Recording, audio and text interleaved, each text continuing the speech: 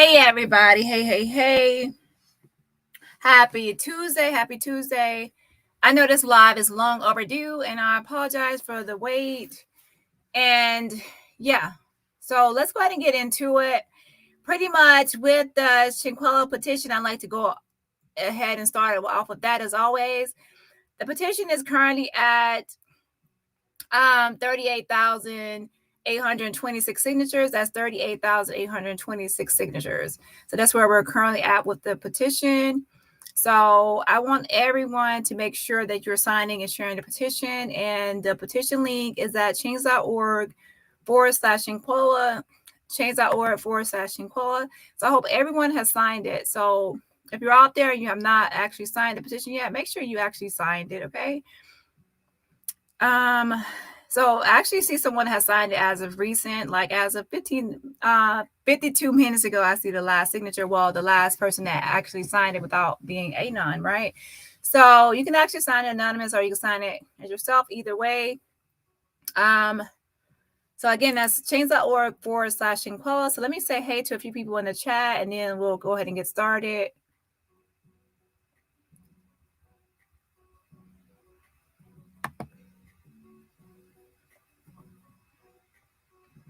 Wait 1 second.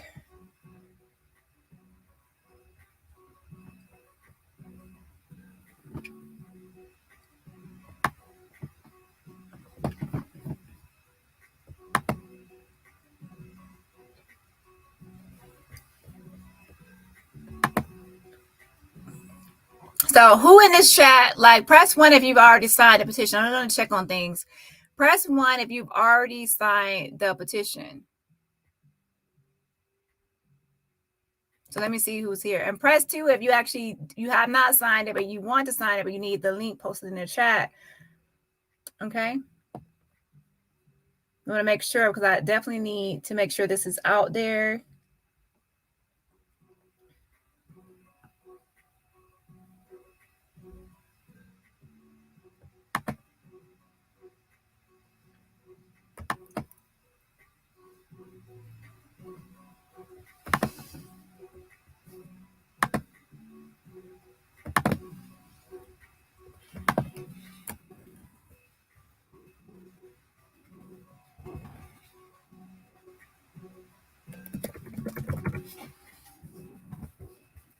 Let me see some responses. Let's see here.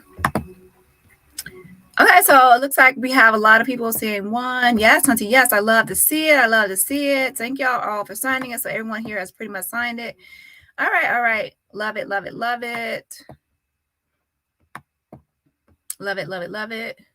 Yes, if you have not already signed, this is petition is change.org/Shinquello. And again, I made it simple to share.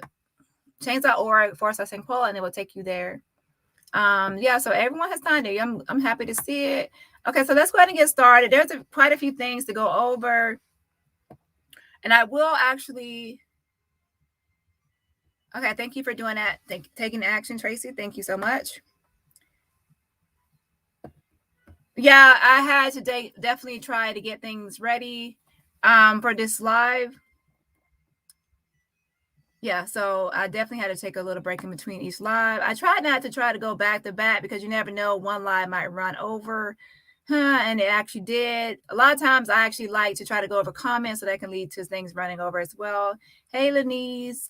Yes, hashtag Justice for Shinquello. Make sure you use this on all platforms. We continue to use that to keep her name alive. And actually, it has been like a great job so far. Like, ever since it's happened, we have definitely kept her name alive in different ways. Hey, Linda, Jacqueline. Hey. Girl, I'm on CPT, BPT. But I'm here now. That all that matters. Hey, Della. Good afternoon. We have Tina, Tracy. I don't think I've seen you before, Tracy, but welcome. Some people are coming out of the bushes, and some people are new. Hey, Betty. Shell. I'm also going to drop the link for anybody who wants to come up towards the part when I get to Nazir. Hey, Tenzis. Hey. Okay, so let's go ahead and get started. So there's an article that I saw just now. I haven't read it yet, but I definitely want to look at it. It basically says, like, I guess her last messages to her family. So I definitely want to go over that first. Hey, la, Jessica, Sharon, my welcome Sharon as my mod now on this channel, and also Bella as my mod. Thank y'all. I also need y'all to message me. Well, I already messaged Sharon, but Bella, I need you to message me on IG. Okay, so let's see, Marie. Hey. Okay, so let's go ahead and get started on this first article.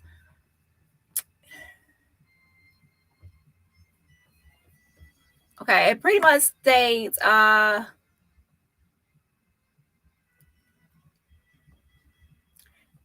it says Shanquella Robinson's heartbreaking last messages to family from Mexico trip before murder less than 24 hours later.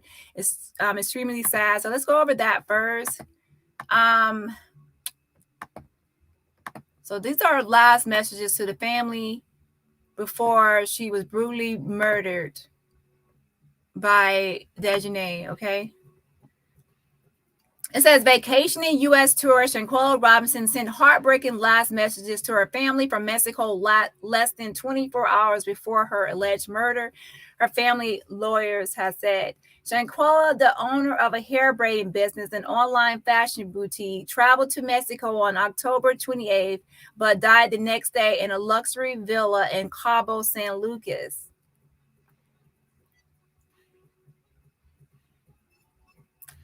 Attorney Sue Ann Robinson, who is representing Shanquella's family but is not related to them, spoke exclusively with the U.S. Sundays after sending a letter to the White House demanding diplomatic intervention in the case. Sue Ann confirmed that Shanquella had spoken to her family just hours before her death. She was in contact with her family, Sue Ann told the U.S. Sun. She was sending them just pictures, letting them see the villa she was in. The lawyer recently traveled to Mexico to check in on the status of the case and advocate for the Robinson family. So as you can see, it says that Shanquella was actually sending her family pictures of the villa, right? So that's actually more like evidence of like timing and like timestamps. Remember, what we're going to be looking for with the Shanquella Robinson case is anything that will actually establish a timeline of events, and her sending out pictures is actually establishing a timeline of like when she's sending things and when she's discussing things and things like that. Okay. From going to the place, from going to the villa, it is so ironically just such a beautiful, peaceful, tranquil place. Sue Ann shared. Driving there, I just was overwhelmed with the emotion, just thinking of how excited she must have been, how she was looking forward to hanging out with people and just enjoying the place. Then knowing she did not get to enjoy it less than 24 hours is just extremely sad. Push this forward.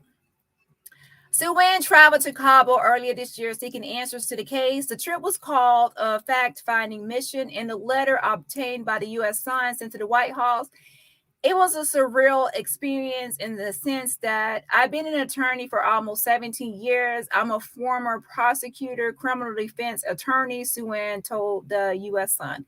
Wow, how old is she? She doesn't even look like she has been an attorney or practicing for 17 years, right? You know, black on crack. She looks gorgeous, right? Okay, I have never had to physically go to another country to investigate on behalf of any family. So it was unreal in that regard because the lens that this family has had to go through while traveling, while trying to grieve a loved one, but also seek justice on behalf of the loved one at the same time is a very heavy burden. I always say that I'm amazed at how they put their shoulder to the plow to really push this forward. And as far as the White House letter heading, it says, Sue Ann has shared that the investigation into Shanquella's death has been completed in Mexico adding that an extradition packet was handed to the U.S. government. However, she and Shanquella's family continued to plead with U.S. officials for movement in the case, which has been deemed femicide, a term used by local police to describe the homicide of a woman on account of her gender. In the letter sent by Sue Ann and Ben Crump to the White House on March 13, 2023, the two attorneys revealed more details of Shanquella's alleged murder. A report from Dr. Renee Alberto Gavin Osagura, an expert forensic doctor of Baja California's 3rd District Attorney's Office, revealed that Shanquella's type or manner of death was violent, which we all know is to be true, right? The letter also contains supporting documents, including a list of guests who were staying at the villa and interviews conducted with a concierge at the villa, as well as with an administrator of the villa, which is, we already know is Gio. He's the manager of the villa. I mean, he is like the manager of all the concierge, okay? Like the administrator. The attorneys compared Shanquella's case to the recent kidnapping of 4 U.S. tourists in, I'm not even going to try to pronounce that city, in Mexico. You already know the kidnapped U.S. tourists, Matamoros, Mexico. Okay, it says they argued that a swift concurrent response from both Mexican and U.S. authorities is possible and necessary for Shanquella, the same way it was executed in the Matamoros case. I think it's like Matamoros. Okay. Sue Ann confirmed to the U.S. Sun that the letter has been delivered to the White House, though it is not clear if a response has been offered. We already know, like I think Jean Pierre had a response, but it was subpar. We all really, not all, I wouldn't say all, I'm not going to speak for everybody, but a lot of people felt that her expressions and demeanor was kind of off-putting. So a new response is kind of needed, right, to make up for that one. So pretty much, it didn't really go over a lot of what was like the final messages, but it pretty much said, like, typically when you go out on a trip out of town and you're like in a nice place, you're seeing pictures to people like your family and friends, like, look where I'm at, look how nice it is. So that's, again, going to be messages that will establish a timeline. And it's also like showing that she was interacting with her family while she was on the trip, right? Okay, so let's go to another article, because I'm like catching up on things, right? It says group provides update on Shanquella Robinson investigation in Salisbury. So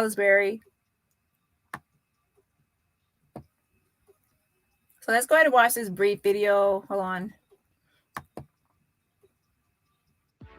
You have better things to do than to job hunt or scramble to find your next great hire. So let Spherion do it. We say local is our superpower. And live pictures right now as we are getting an update on the death of a Charlotte woman in Mexico. Shanquella Robinson's family and a prominent civil rights attorney are addressing the media right now. We're going to get even warmer as we head into the end of the work week, but we do have some rain and even a few thunderstorms in the forecast. A first alert weather date in place for Saturday. We start tonight live at 5 with the breaking news, monitoring a live update in the death of Shanquella Robinson. She is the Charlotte woman killed while on vacation with friends in Mexico. We are hearing from family members and prominent civil rights attorney Ben Crump. We're going to listen right now to that news conference going on right now in Salisbury. An outstanding warrant. As a clergyman, let me say one more thing. This morning, I woke up and my first meeting was on a call with college students as I am leading them through the prophetic book of Amos. Prophet Amos, one of the most poignant prophets in our biblical text, who spent most of his prophetic influence urging that there would be justice. Justice for the marginalized. Justice for those who are poor. Justice for those who are living on the fringes of the society then, and I would argue right now. And in the words of Prophet Amos, I would say, from chapter 5, verse 24, let justice roll down for Shanquella, like mighty rivers of waters, and righteousness like a mighty stream. Justice for Shanquella Robinson. Justice for Shanquella Robinson. Thank you so much, Reverend Drumright. The final person you will hear from before we hear from Miss Salamandra and her sister, Quella, is going to be a young man who hails right here in the Charlotte-Mecklenburg County area. He's a young brother who's been fighting with this family from day one. And so I thank him. I thank Until Freedom with Tamika Mallory and my son and the others who have been fighting when there was no press, nobody, because they said Shanquella life matters. And, you know, oftentimes they try to accuse us for only making noise and raising alarm if it's a white police officer that kills a black person unjustly. Well, that is not true. Anytime any person is killed unjustly, whether it's a black person or a white person, we make noise because we stand for justice. And it does not matter if it is a cop or somebody in the community. If you kill a person unjustly, you should be held accountable. That's right. That is what equal justice is. And we want equal justice now. We don't want to have to come back 200 days later as Until Freedom is planning a big march on Washington, D.C. if they still haven't expedited these murderers. Yes, sir.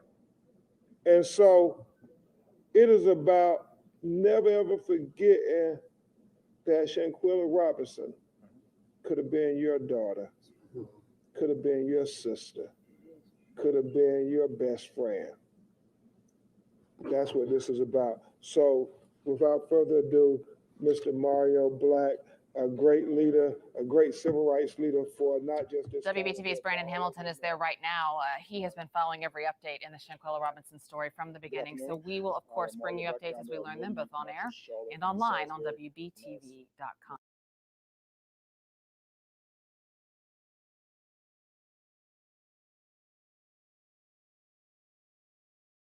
Yes, I agree that Mario Black has definitely led a lot of events for Shanquella, and he was also responsible like for the balloon release, the rally, and even the march with the pink envelope. So he organized all three of those movements. So he definitely is doing his part in all of this to keep Shanquella's name alive by doing like events in the North Carolina area, right? Okay, so let's go ahead and look at one more article regarding that Salisbury, North Carolina event. And it says, the lawyer representing the family of Shanquella Robinson, the Charlotte native who died last October in Mexico while on vacation with friends, held a press conference at Livingstone College in Salisbury Thursday to give an update on the latest developments in her death investigation. The family is putting more pressure on the federal government for an arrest in Robinson's death.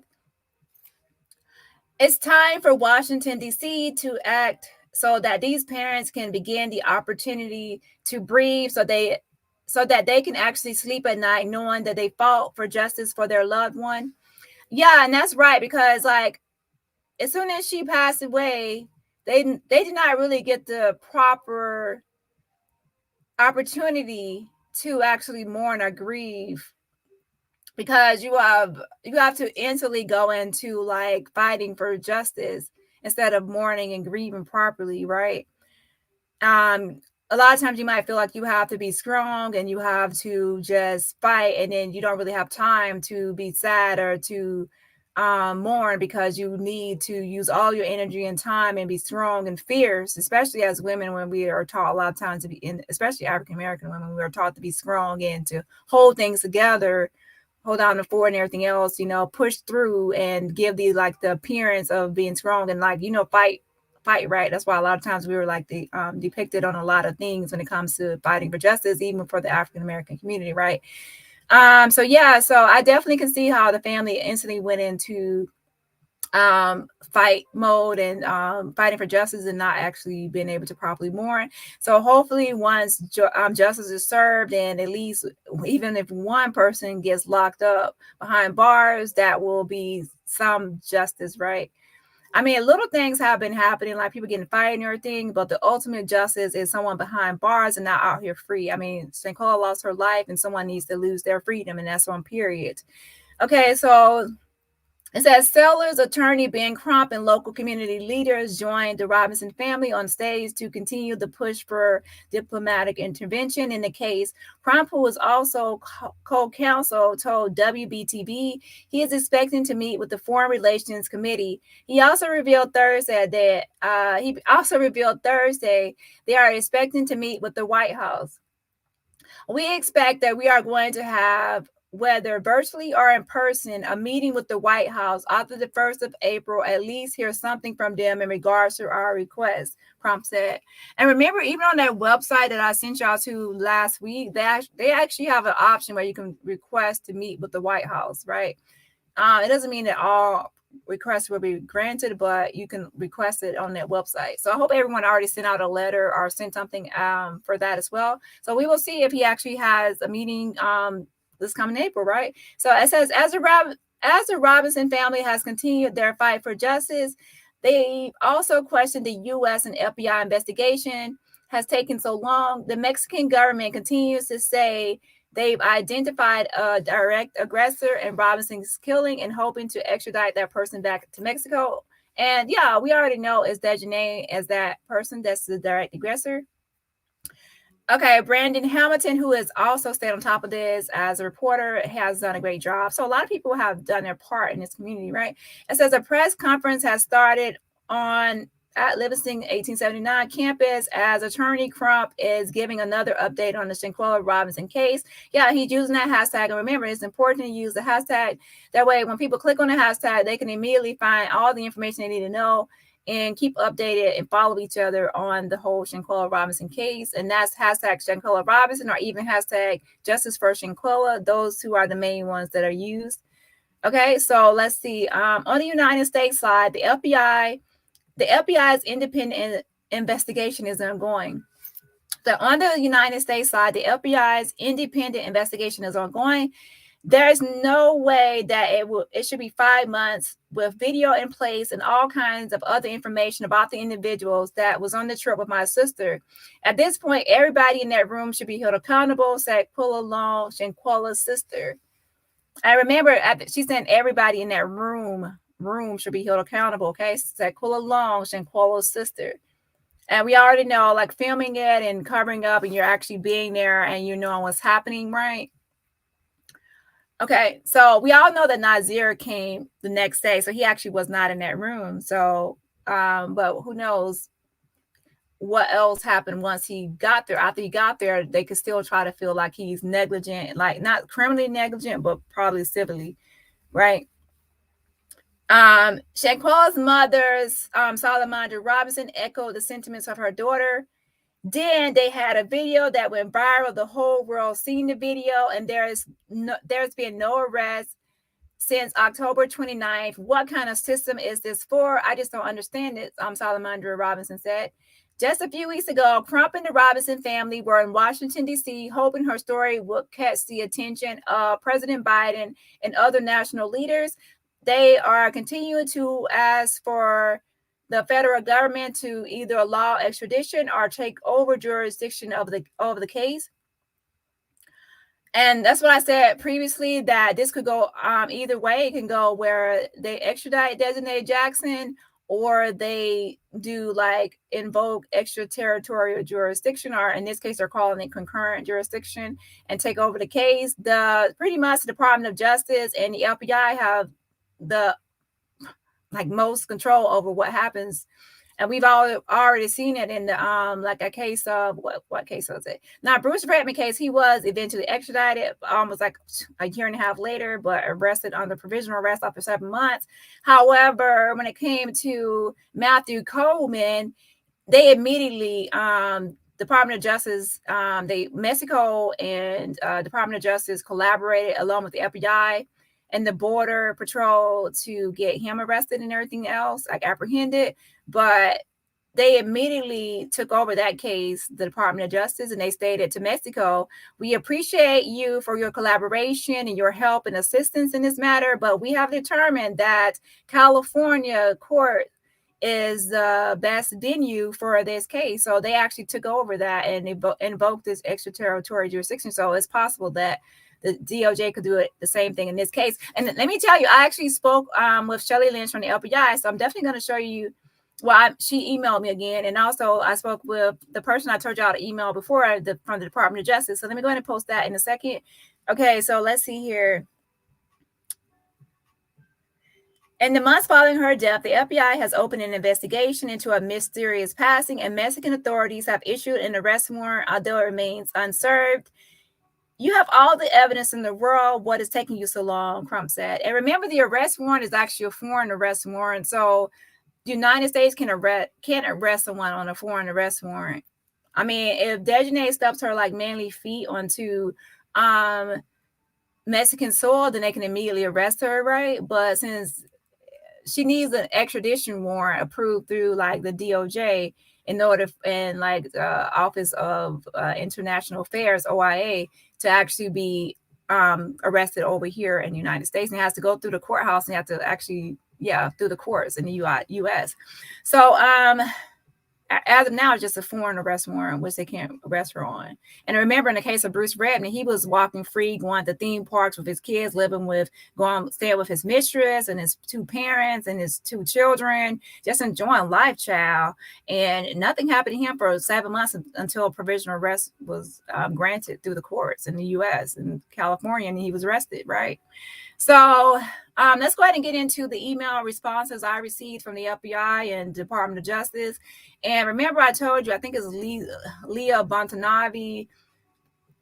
I told y'all all to email her. Let me see if I actually, hold on one second. Let me go to the petition page. So yeah, her email address is on the petition page. Remember, on the petition page, I have all the email addresses you need, like for everybody. Not everybody, but for the most part, a lot of people. Leah Bontanavi. Let me see if I actually have a picture of her I can find really quickly. She's basically the Department of Justice public relations person. And it's kind of like Shelly Lynch, who is also the public relations spokesperson for the FBI. So basically, when you're trying to contact either Department of Justice or FBI, you're usually going to be forwarded or pushed over to the person that's in charge of the public relations or the spokesperson, right? So for the LPI in North Carolina, it's going to be pretty much Shelly Lynch. And then for the Department of Justice for North Carolina, it's going to be Leah Bontanavi. Okay, so wait one second.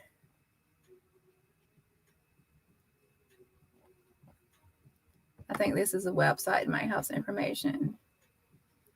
Hold on.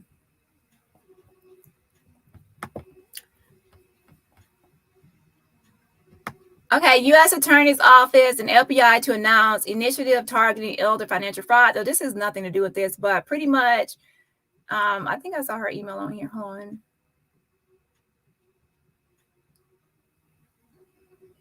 Well, let me show you this right here. Hold on. I'm just pretty much showing you this to give her position and her status. Okay, her status. Hold on. Okay, so basically, you can see this. I don't know if y'all can see it. I think y'all can. Let me zoom in a little bit more. Hold on 1 second. Okay, so Leah Bontanavi, and as that's the email address I told y'all about, is Leah and then Bontanavi. Y'all can all email this person, okay? Now, she might not respond all the time, and to be honest, sometimes you have to call and be like, look, answer the email I sent to you, girl. Okay, I know it's sent. Don't correct me. I say sent. Okay. So anyways, look at the email I sent to you, Leah, on this day and time and respond. So anyways, this is the phone number, and this is also her email address. So it says direct press increase to her. So she's the one that will be in charge of the press increase for that Charlotte, North Carolina area. Okay. And there's also another person there I spoke to as well, which I told y'all about, is Shirley Rutledge. And Shirley Rutledge is kind of like the person that is like the victim advocate, or the person that helps the victim through the whole criminal justice process at the federal level, like through all the steps of what happens next, and kind of like to be the advocate for the victim, help the victim make sure the victim has their rights throughout the process and know their rights throughout the process. Okay. Now, both of these really did not give that much information because they they kind of like, even if you try to word things differently, they pretty much know what your end game is. I mean, to be honest, you don't get into certain positions if you're kind of easy to manipulate, let's say. Okay, you don't get into those type of positions. They deal with the media. They know how the media works, and they know like trick questions and things like that to get to a certain answer. So I would say they did a great job of not really giving that much information, until I say. Okay, so let's go ahead and let me go ahead and post Shelly Lynch first. Let me address some comments before I go to post it. Hold on 1 second.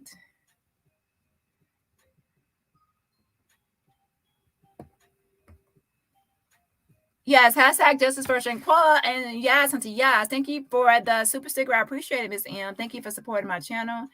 And remember, everybody else, you can support my channel for free just by hitting the like button. And welcome to everyone that's just joining. So right now, give me 1 second so I can upload these new these two emails. Wait 1 second. One thing about it is when you have different channels, you start having like, each channel has their own like receipts and their own things. It can be a lot. It can be a lot. To be honest, I probably gonna need to organize things a little better because it's starting to be like a lot of things I have screenshots of, right? Okay, so let's see here. While I'm at it, I might need to upload this too.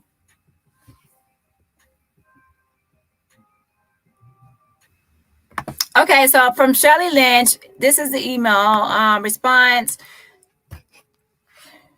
She put, that's a question for the Department of Justice. As I have mentioned several times, the FBI investigation is completely separate from anything Mexico is doing. We have no role in extraditions. So basically, let me give you what I said first, because pretty much what I was asking was the extradition being held up because of the terminology used on the extradition paperwork?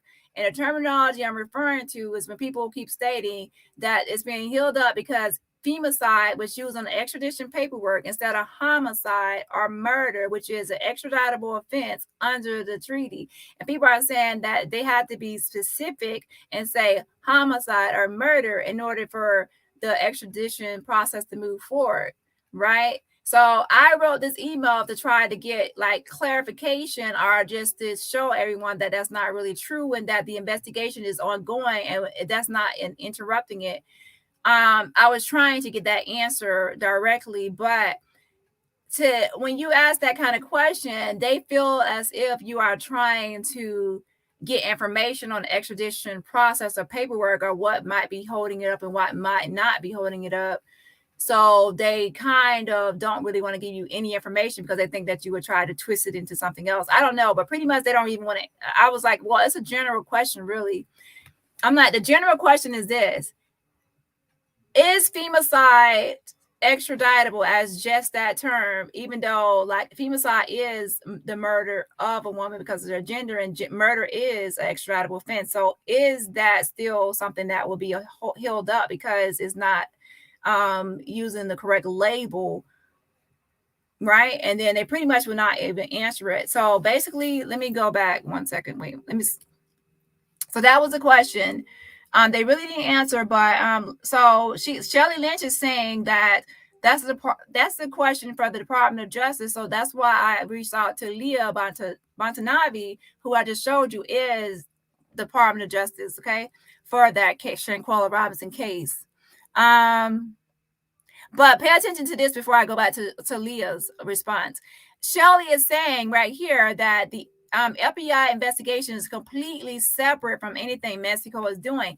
This is an important part of this statement because remember, at first they were telling us that they were doing a separate investigation from Mexico. Remember? There's talks of like collaboration, of course, to get like exchanging of information, like collaboration, but the FBI has stated several times, and it's true, but I think it kind of fell on deaf ears for some people, that she states as I have mentioned several times, the FBI investigation is completely separate from anything Mexico is doing. So they are doing their own investigation. So that can tell us a lot. And what they can tell us is that they might actually be trying to think about or even considering doing their own like extraterritorial invoking extraterritorial jurisdiction. And a person that agrees with me on this is actually a former FBI person. Let me actually pull up his statement. Yeah, I need to pull up his statement. And I do believe that they will try to invoke this instead of extraditing. And that actually makes sense. But I mean, they could and do their own separate investigation and try to extradite anyway.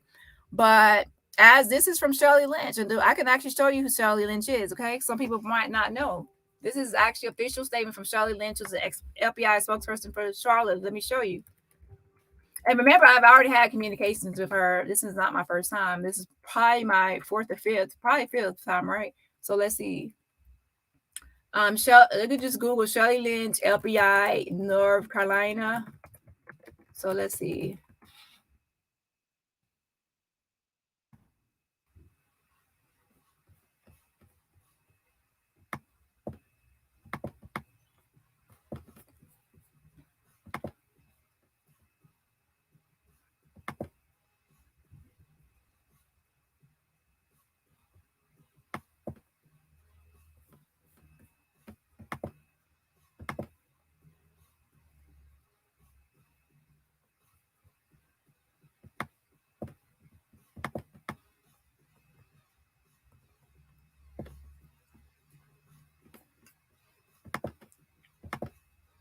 Okay, let me take this email down for just a second.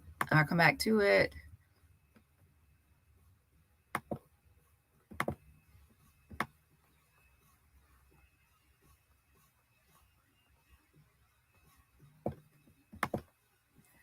Okay, so right here we have FBI says to check phone settings. So this is just an article, but I'm just showing you her picture. This is a picture you probably saw already. It says Shirley Lynch, FBI, Charlotte Division.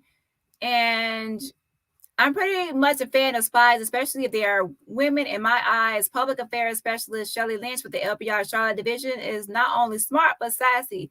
Oh, yeah, and trust me, she is sassy. Pay attention to this email. Where's that email back? I'm gonna put the email back up.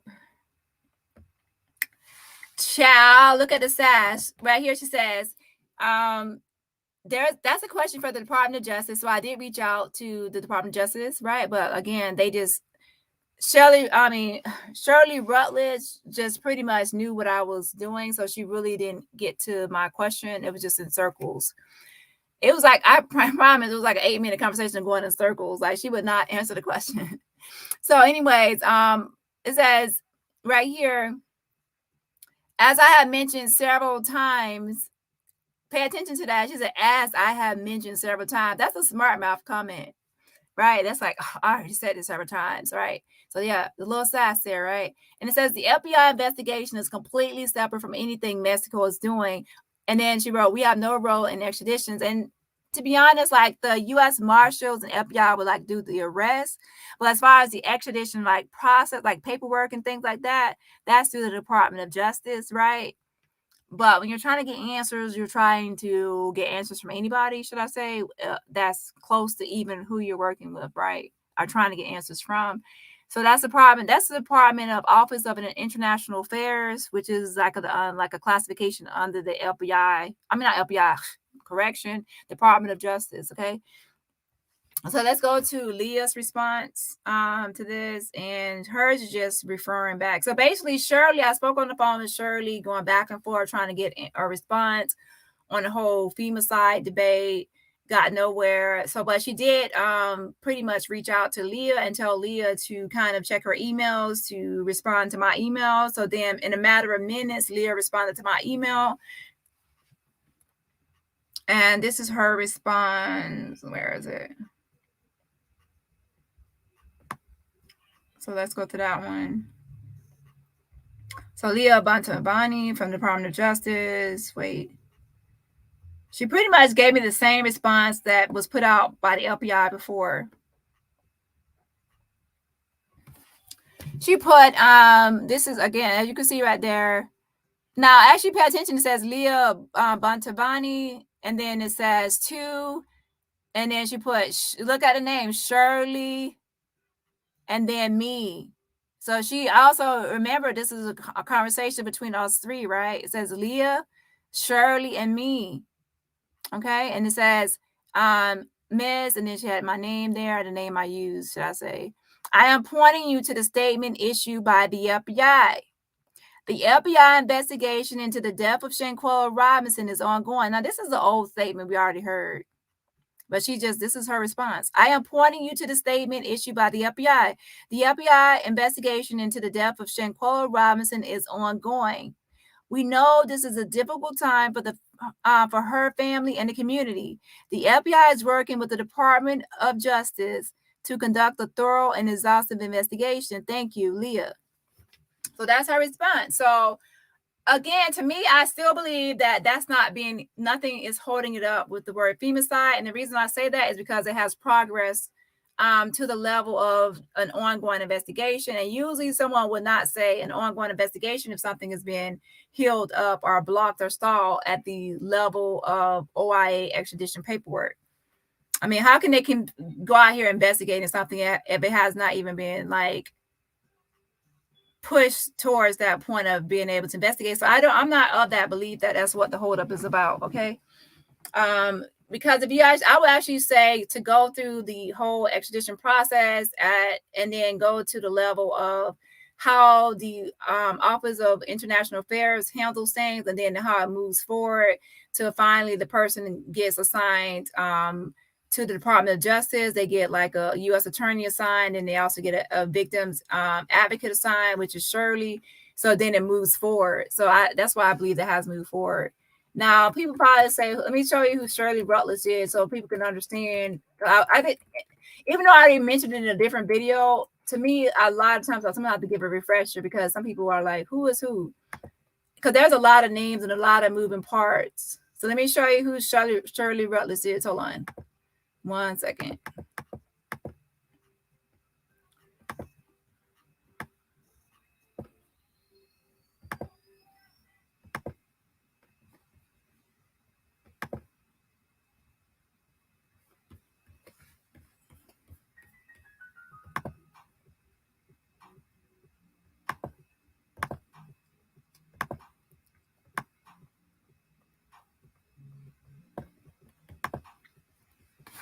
Okay, Shirley Rutledge, as you can see right here, it says victims as witness specialist in Charlotte. Okay, victim witness specialist in Charlotte. So I think y'all can see that, right? Because I don't want people to say she showed something, but I ain't seen it. Okay, victim witness specialist Charlotte.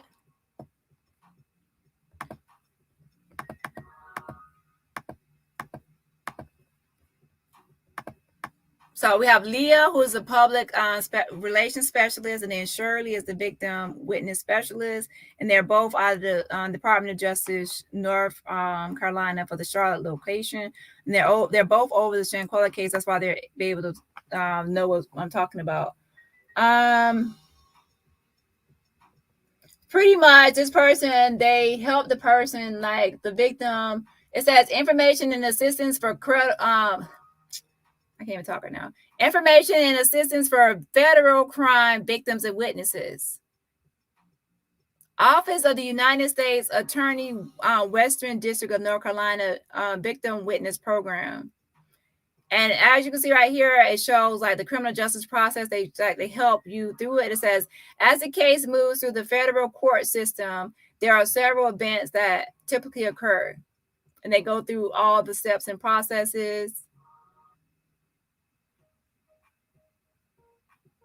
And then they go over like your rights as a victim, information for the victim, like restitution, emotional impact of a crime. Basically, they're like the victim advocate. Okay, so Shanquella has been assigned it, but since she's no longer with us, her family obviously will be helped through the process. Okay, so that's their statement from the FBI and Department of Justice. And again, I have their emails on the petition, so not just me, but anyone can email And I would actually love it if everybody, do I have her email right here pinned? If everybody emailed Leah, because that will actually put pressure on the Department of Justice, and that's who holds the most power at this point. So if you actually really want to help to put pressure, we need to be contacting the Department of Justice. They hold the most power at this point in time. Let me see if I have Leah email already put in here. Yeah, I do. So here is Leah's information right here. So I'm going to put pressure on the Department of Justice. Now, this is when people will say, oh, don't flood it because they need to be working. Leah Bontavani is in charge of public relations. Her job is to deal with the public. And that's why I said you can feel free to email Leah, okay? The spokesperson is not the one actually working on the case and investigating now. They're in charge of, guess what their job title is? Public relations and dealing with the public. So apply pressure to these email addresses.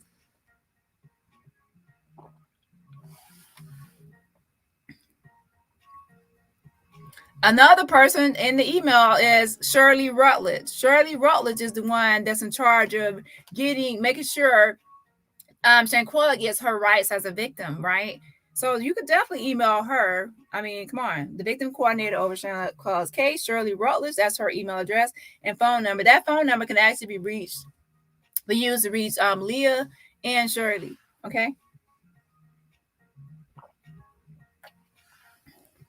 Let me go over a few comments. I'm drinking some orange juice right now, and these are my vitamin C.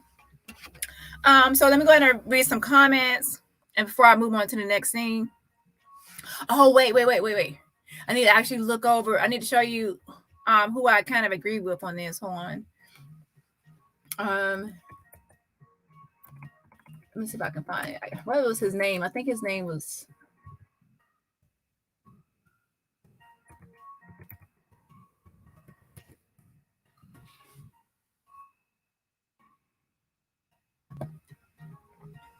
Oh, yeah, Chris Swecker. Hold on.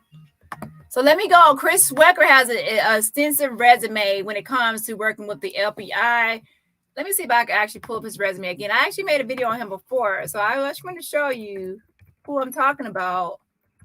So I agree with his line of thinking on this whole thing with the FBI saying they're doing their own investigation separate from Mexico. That doesn't mean they're not collaborating on evidence. Obviously, they would need evidence from Mexico and vice versa. They would both need to, but there is a separate investigation, remember?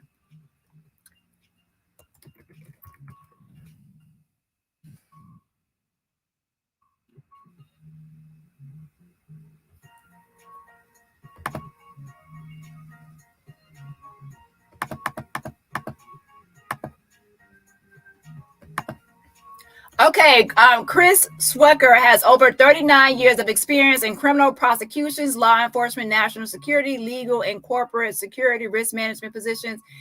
Let's see. Hold on one second. Let me go back to his main. This is a more pertinent information right here. It says FBI special agent and senior executive. It says Swecker served 24 years with the Federal Bureau of Investigation, the FBI, before retiring as assistant director of the FBI's Criminal Investigative Division, CID. In this position, he was a top FBI executive over all FBI criminal investigations. In 2006, he was promoted to acting executive assistant director, where he was responsible for 8 FBI divisions, including cyber and criminal investigations, international operations, the FBI Academy, crisis management, hostage rescue team, and crisis operations, operational technology, the FBI forensic lab, and criminal justice information system. This leadership scope was more than half of the FBI's total resources. Okay.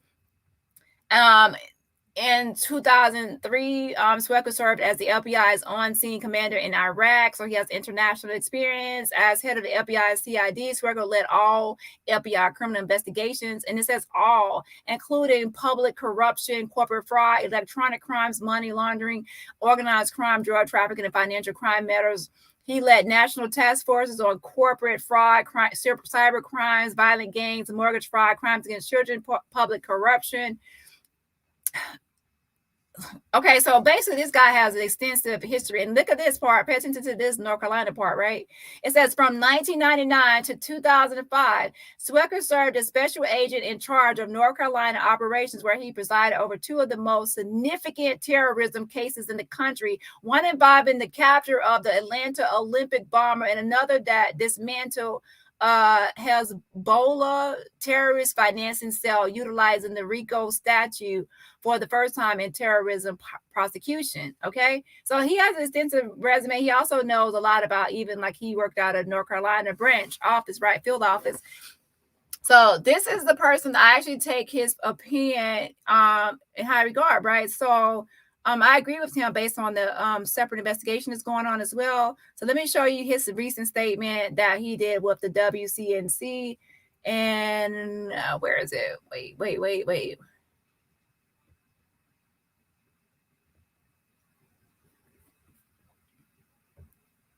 Okay, it says right here, Shanquella Robinson's family is calling for suspects to be extradited to Mexico. A former FBI leader explains why that likely won't happen. Okay. Attorney Chris Swecker predicts the U.S. Department of Justice will likely take the case over from Mexican authorities. So let's go ahead and play this video, and then I also will read the article just in case. Sometimes like the video doesn't go over the full extent of the video, what was actually stated. So sometimes I like to read the article as well. But let's watch the video first. Families still searching for answers in Shanquella Robinson's death. The 25-year-old Charlotte woman died in October while vacationing in Cabo San Lucas. 5 months later, her family still pleading for the people responsible to be arrested. Mexican authorities have issued a warrant, but as WCNC Charlotte's Julia Kaufman tells us, handing the suspected killers over isn't that simple. Shanquella Robinson's case is at a standstill. Her family pushing for the FBI and State Department to make an arrest or hand things over to Mexico. Mexican authorities have already concluded the investigation. They've said that it was homicide. The work is done. The work is done. Family attorney Ben Crump argues the fastest way to justice may be extraditing the suspects. Attorney Chris Swecker, former head of the FBI Criminal Investigative Division, says it's extremely rare for the U.S. to give a citizen to another country, especially if there are concerns of a corrupted government. These people are innocent until proven guilty, and we're not. I don't think that we are convinced that they would get the type of due process that they're entitled to, as they would be entitled to in this country. For suspects to be extradited, Swecker says Mexican investigators would need to come to the U.S. to share their evidence. Then U.S. officials would find the suspects and take them to Mexico. But he doesn't think that'll happen. I would be very surprised if our Justice Department would be willing to extradite to Mexico. I think they'd much rather try these killers up here. It's unclear if Mexican and U.S. authorities are working together. Swecker predicts the U.S. will likely take jurisdiction of the case, just not as fast as Shanquella's family would like. The family says they've gotten little to no response from the federal government. Swecker thinks they deserve an update. Have they asked for the evidence? Have they asked for the investigators in Mexico to come to the U.S.? Are they willing to indict these people in the United States? Questions Crump hopes to get answered when he expects to meet with the Foreign Relations Committee and White House officials sometime after April 1st. In Charlotte, Julia Kaufman, WCNC Charlotte. Well, this morning in our entertainment spotlight, our preview of Charlotte. Okay, Cheryl says, just means Chris Swecker is very discouraging sometimes. I wouldn't say that it's discouraging. It's pretty much saying that he believes that they won't extradite, but they'll take over the case. And that happens a lot, right? I mean, think about it. With the case of Matthew Coleman, they took over the case. They didn't extradite Matthew Coleman, even though Mexico was going to try to extradite him back to Mexico for killing his two children in Mexico on Mexican soil. They took over the case, and I don't even think the case is wrapped up yet, right? Let me check on the Matthew Coleman case, but they took over that, and it's okay to me if the United States wants to take over and they feel like they have enough evidence and they take over. Then, to be honest, Dejanay will actually be in jail longer, and then other people will be in jail longer. In Mexico, Bruce Redman only served like 12 years. Well, he only got 12 years. I think he only served 7.5 years, and he's out. So I mean, like it's like hell over there, but they get out in a short amount of time. And over here for that same offense, he would still be in behind bars now, right? But it depends on how you look at it. If you feel like you just want her extradited, like right now to Mexico, you want Mexico to be able to try her, then you might see him as someone that's like negative. But if you actually would like the U.S. to take over and like try it over here in the States, then it's not really a negative. To me, I don't care either way, because Mexico will give her help even though it's a shorter stint in prison, but United States will give, it's like more comfy in jail, but then she'll be in there probably for a longer period of time. We don't know, right? So it depends on how you feel. To me, I just want her behind bars, whether it's in Mexico or US. And even right now, if they're going to extradite, I would just at least prefer like a provisional arrest has to be done. So let's see. Hold on one second. Let me check on one thing. If you're interested in how it works when the United States takes over, I would actually say look at the Matthew Coleman case. Let me check one thing. Let me check one thing with that case. Okay, right now it says federal prosecutors. I don't want to sidetrack too much off of the main topic. I'm just going to do a quick glance. So his case is still ongoing, but it's being tried in the United States, even though he killed unalived his 2 children in Mexico. So I would suggest looking at that. I will actually post a link in the chat for anyone who wants to look at that. And because I'm not going to sidetrack off of that, but let me go ahead and go back to the Chris Swecker article. So that's the Matthew Coleman case. Anyone wants to look at that? He killed, like, he's unalived his 2 children, like I said, in Mexico, and the United States took over the case and tried him in his states instead of extraditing him. So that's a good comparison to look at. But that one, not the best comparison. I would say the best comparison is the Bruce Redmond case, but that's just an example of one extra territorial. One second. Okay, where was I at?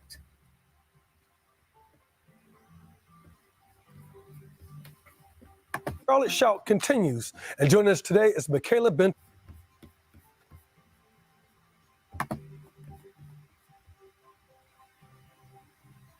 Yeah, it might be trolls in the chat. It's obviously like probably trolls in the chat. Probably blocked by now. So let's see here. Charlotte, North Carolina says Shanquella. Let me see. Okay. Charlotte, North Carolina. Shanquella Robinson's family and their attorney are calling for her suspected killers to be extradited to Mexico, but a former FBI director does not think that will happen. Charlotte attorney Chris Swecker, who formerly served as head of the FBI Criminal Investigative Division, told WCNC Charlotte is extremely rare for the U.S. to give a citizen to another country, especially if there are concerns of a corrupted government. Swecker is not involved in the case, but has been following it closely. 25-year-old Shanquella Robinson died in October while vacationing in Cabo, San Lucas. 5 months later, her family is still pleading for officials to arrest the people responsible for her death.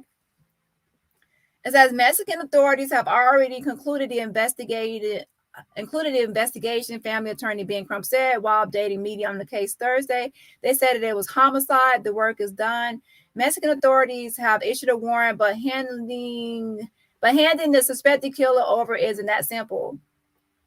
For suspects to be extradited, Swecker explained that Mexican investigators would need to come to the U.S. to share their evidence with the State Department and FBI.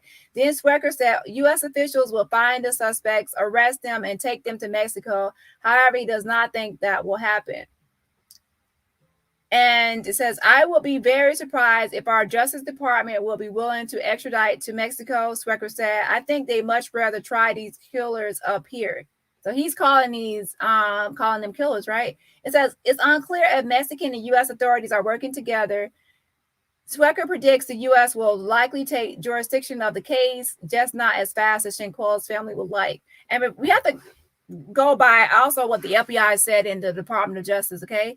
It said that they are working together thoroughly and exhaustively on this investigation. And then the FBI spokesperson made it clear that she stated it several times that they are conducting a separate investigation from Mexico. Okay. So they're doing their own investigation. So take this into consideration. Okay. So I'm sure they are exchanging and collaborating on information and evidence, which is clear and obvious. That's what they need to do. But they're still doing a separate investigation. Okay. These people are innocent until proven guilty, Swecker added. And I don't think that we are convinced that they will get the type of due process that they are entitled to in Mexico as they will be entitled to in this country. Shanquella's family said they've gotten little to no response from the federal government regarding the case. Swecker thinks they deserved an update on whether investigators are working with Mexican authorities and if they are willing to indict the suspects in the U.S. So he's pretty much saying that the FBI and the Department of Justice should at least tell them whether they're going to extradite or whether they are going to invoke extraterritorial jurisdiction. And in my opinion, I don't think they really will give an update on that until they get, like, they investigate everything and then they decide how strong the case is or not, or whether they will extradite or not. I think they actually probably considered doing it in the Bruce Redmond case, but they eventually extradited him back to Mexico. So what we do know that since on her autopsy, it is listed as a violent crime, someone has to pay for it, because someone can die of a violent crime and someone not pay for it. Okay. Yeah. So Crump hopes to get some questions answered when he expects to meet with the Senate's Foreign Relations Committee and White House officials sometime after April 1st. So that's that update. Okay. So the last thing I need to do is I'm going to read some comments and then I'm going to go over the Nazir's statements, and then I'm going to drop the link for anyone that wants to discuss that. Okay. So let me read some comments. Let me look up one thing really quickly. I think I went over everything, like as far as the updates go.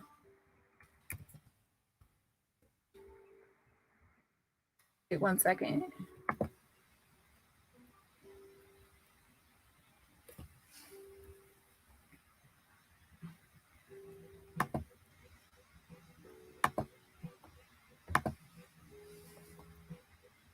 That might be a good picture. Because when Nazir described her eye, he didn't describe it as her having like a black eye. When he said busted eye, I automatically thought of like a black eye, right? But when he described it in more detail, he said like a red spot in her eye. Can we have a red spot in your eye? And that's where we left off last video, right? So I'm trying to find a good, like an image, like a couple of images of that. Wait 1 second.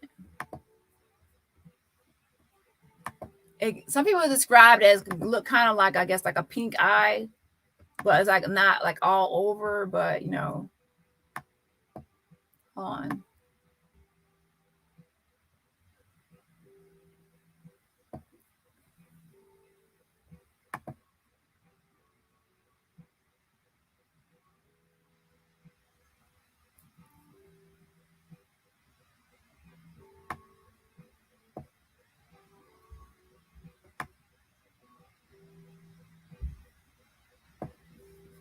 Now, I'm not clear on that because I actually probably have to send pictures to get complete clarification to make sure it's exactly right. But why does that have to be that way? Come on now. Don't do that to me.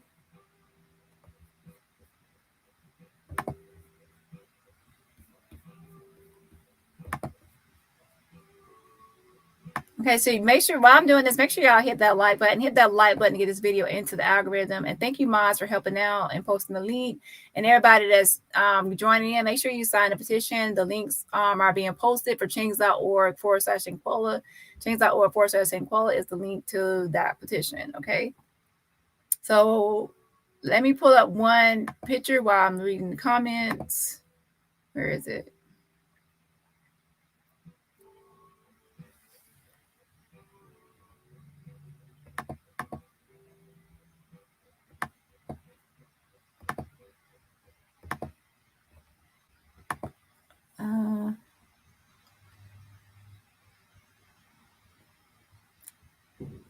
And welcome to the new people. Welcome to the Avengers. Thanks for joining and subscribing to my channel.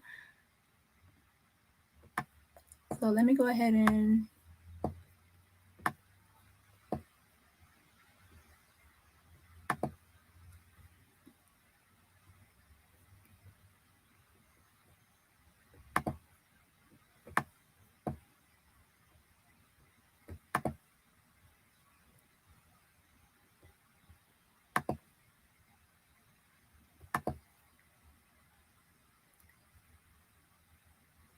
okay, right now I'm going to actually take down the information for Shirley Rutledge. And anybody didn't get any contact information so far, make sure you actually go to the petition. I have all the contact information there.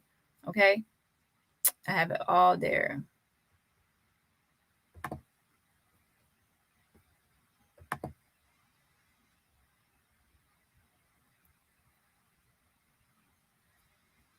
I think my banner is cutting this off. Wait.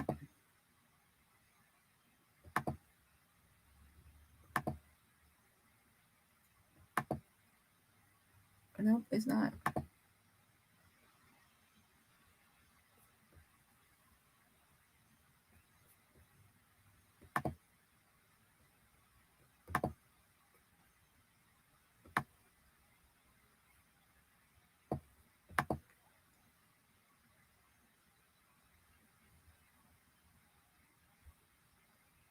Why can y'all see that full image? I can't. Hold on. Okay, not sure what to name it. Okay. Okay, so basically, okay, let me read some comments and I'll go to this screenshot. Hold on. Okay.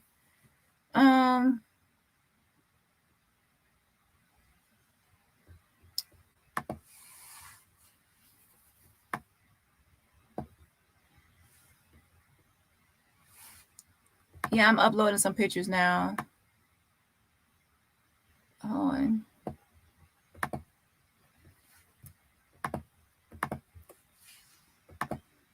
This is what I get from.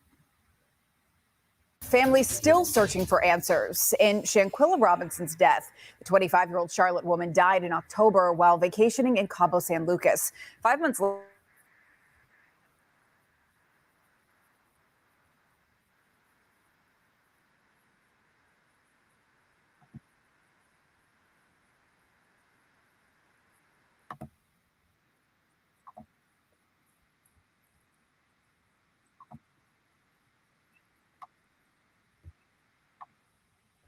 Be quiet. I mean, my bad, but that thing just popped up. Oh, child. People this audio just random popped up. Okay, so oh, child. Okay, so it says you mentioned a sty in her eye. This is what I wrote. You mentioned a sty in her eye and something about her lip. And then he wrote, yes, she had a little red dot in her eye, the white part where that be showing up, if you know what I'm talking about. Not sure what to name it. So pretty much, he's not talking about a black eye, okay? When he said busted eye, he was talking about, and he said like a sty, and he said like a sty. He's talking about like a red dot in her eye. And that's the reason a lot of times you have to ask for clarification, because we are very visual. A lot of people are very visual. And when I'm picturing somebody or I'm just setting up how everything was, I need to actually see exactly how she was. And I had an impression was like more like a black eye and like all the way like swollen around her eye, like kind of like that, and not as that. Okay. And so here are some pictures. He said, not sure what to name it. So then here is like a picture of like a red, like hemorrhaging behind the eye, like a blood vessel. Okay. That's like a red dye.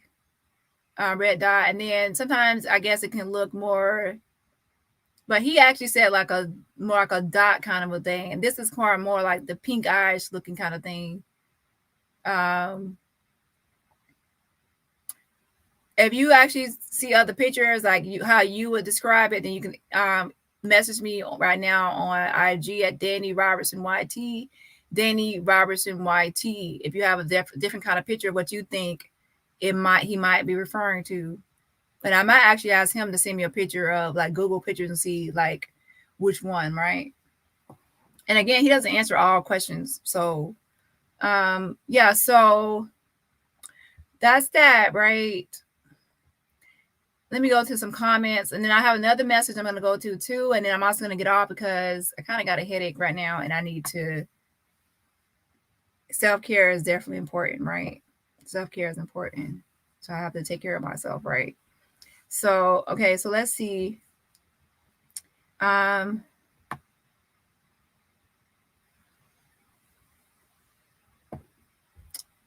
Yeah, I will have to be honest, that's one of the videos show that you kind of have to rewatch a bunch of times. I could have thought he saw a busted eye. Maybe I got it confused, like busted eye, busted, but I have to go through that video again. Let me see if I can actually pull the video up, because I'm a person, like, I like to have everything. If I'm doing a video, I need to have everything that's in that video that goes with the video, right? So let me go find that video. But yeah, so pretty much this is clarification on what he meant, right? And it's, like I said, it's good to have clarification. That way, when you imagine something or you picture something, you will be able to have the right image in your mind of what was actually viewed or seen or been explained on something. Okay, so I'm putting Nazeer Wiggins full video. Now, I actually have a copy of this video on my other computer drive. I have not changed over yet. I keep on saying I'm doing it, but trust me, I have not done it yet. But there's a YouTuber that has the full video that I like to use. That actually comes up first, I think. Can you search for it? No, it comes up second. So Lavish Lady Talks, that's whose channel I go to use her video, to be honest. Okay, so let me see here.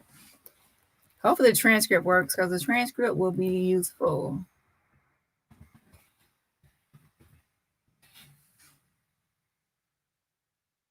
Oh, okay. So he did say something like that. Thanks for bringing it up, Cheryl. So let's go to it, right? Hold on. He said a bug. So let me put myself on mute so I can make sure. Hold on.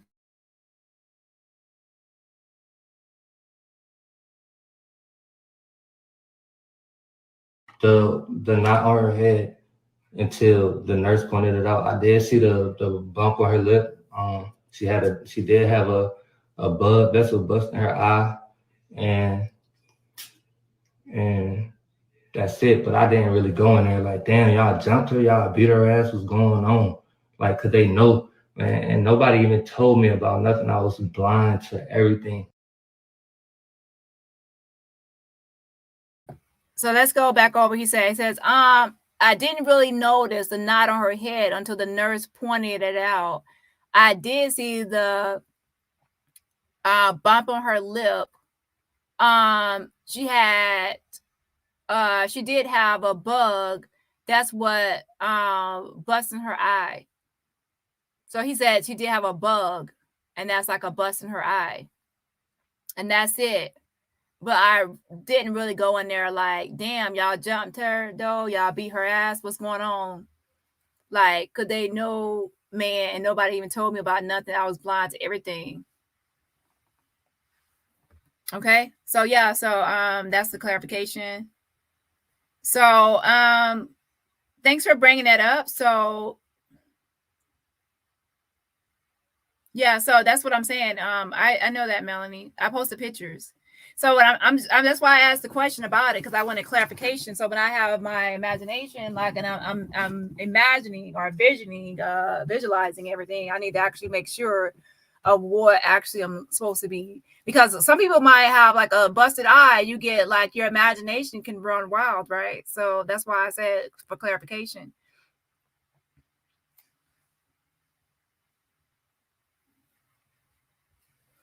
Okay, so I showed that one. So Is this a good image to y'all, or is it something like for people that's out there like, hey, this is not exactly what he's referring to? So this one, this is more like a spot. Let me go back to his message. His message says, yeah, she had a little red dot in her eye. So maybe he said little, so maybe it wasn't as big. And then it says the white part where that be showing up, if you know what I'm talking about, not sure what to name it. So then that's that, like a dot, and it's on the white part, right? And then it's like hemorrhaging. And then this right here is more like not a dot. It's more like how you will look with pink eye, but it could still be, you know. So this is more like it to me. And I think I've actually seen it smaller than this, where it's still noticeable, but it's not as bloodshot red. You know what I mean? Shout out to Arissa Bay for the super sticker. Yes, Hunter. Yes, 1999. I love to see it. Thank you for spoiling me today, girl. Thank you. So yeah, shout out to her for the super sticker and everybody else. I hope, where are we at with the likes? Hope y'all are actually liking the video to get into the algorithm. That's a free way to support the channel. Look up busted blood vessel in your eye. So this is, I did look up that. Child, I did look up that. I mean, look it up again. Busted blood. Y'all must be seeing something. Busted blood vessel. Hold on. I did search that, and that's what I found.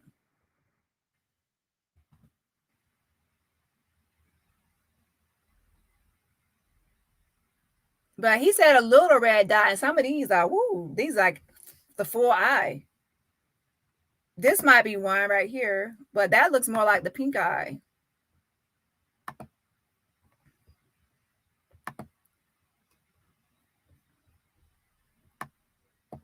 This one looks kind of like the one I already have. So I'm going to show you these other two. Hold on. He didn't say big. Remember, he said little. That could be it. And maybe dot is not the correct word like he's meaning. So let me show y'all these two. Hold on.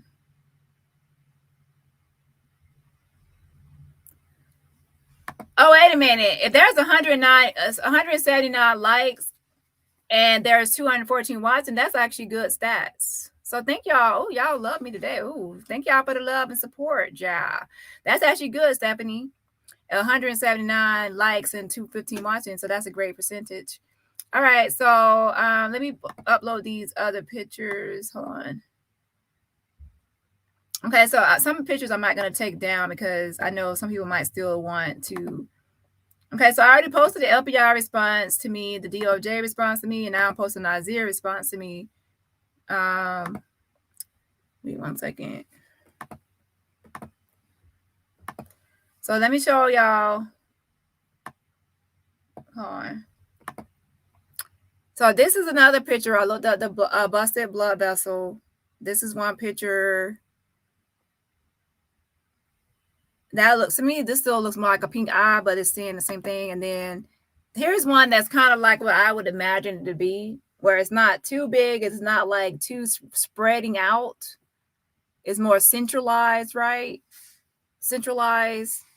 So where I would think that he's meaning like a dot, because he's saying it's like it has some kind of formation there, like it's formed. It's not like spread where it's like, you know, like not like a obvious perimeter to it, right? Yeah.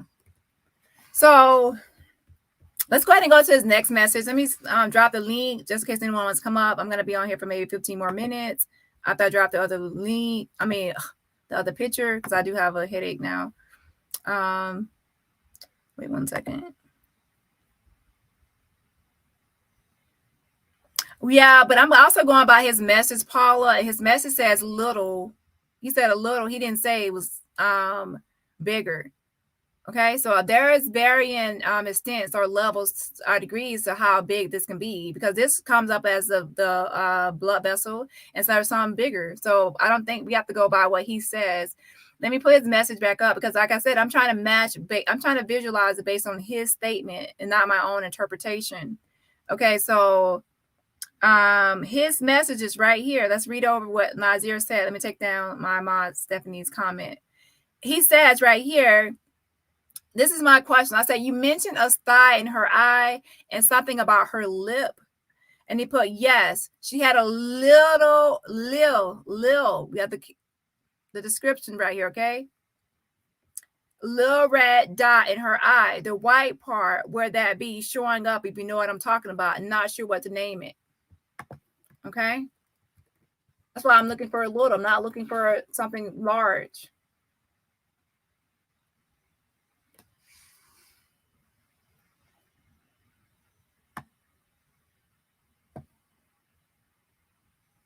So we have to pay attention to like some of the adjectives. We pay attention to the adjectives, and that's where we're gonna go by. Okay, it says a little red dot, and he said dot, like little red dot in her eye, and it says the white part, so it's gonna be on the white part, and then it says yeah. So let's see here.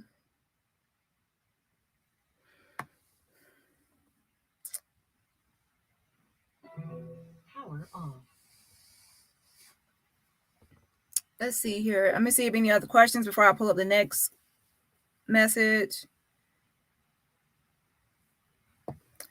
Melanie, I don't think he said blood vessel. You can actually search through. He didn't say anything about blood vessels or anything. This is I'm only showing you I'm showing you the message, his response. He didn't mention anything about it. He doesn't even know what it's called. Okay. And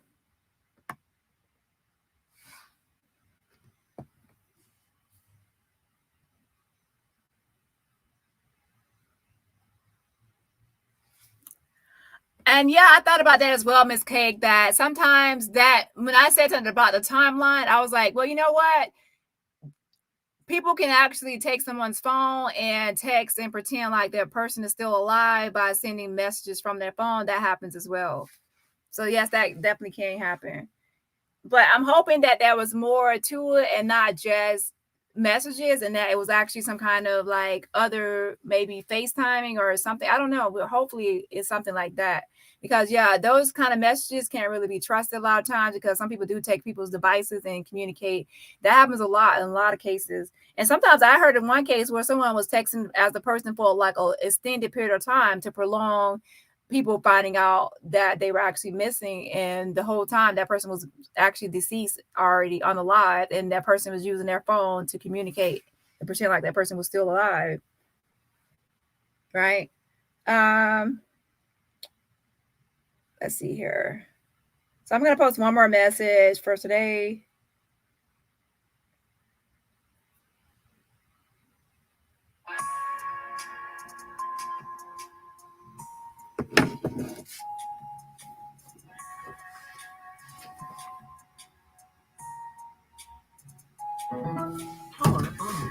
But yeah, I did drop the link for anybody that wants to give any thoughts on this today as well. I'm on here. Let's see.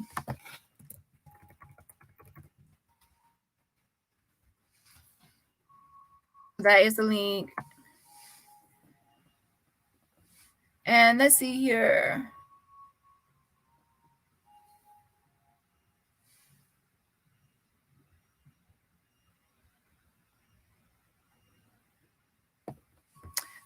So sad. Shankola did not deserve to be assaulted in such a brutal way. Being kicked in the face added to how she was tormented. Exactly. She was like, that is like, oh my gosh. Like, trust me, her like doing all that stuff to Shankola's face, that shows jealousy, because when people will do stuff to brutalize someone's face and try to disfigure them to make them less attractive to the opposite sex, or whoever they are attracted to, whoever will be attracted to the person. And yeah, so that was definitely a way to try to make her less attractive. So that is like screaming jealousy. And when people do certain things like that, even with like your hair and face, anyone just tries to attack that during is trying to humiliate you and trying to disfigure you or do something to damage your appearance. Yeah. So busted blood vessel looks like this photo. Of course, there are more extreme versions which encompass the entire eye. Yeah, exactly. Nazeer is lying. If she had alcohol poisoning, which is a lie, her eyes would be closed. He's not saying that she had alcohol poisoning. He's saying that he was told that she has had alcohol poisoning. So he didn't say she had that. Yes, likes are free. Hit that like button. Yes, yes, hit that like button. And thanks again to Arissa and Miss M for the super stickers. I appreciate it. Okay, let me go up to some more comments.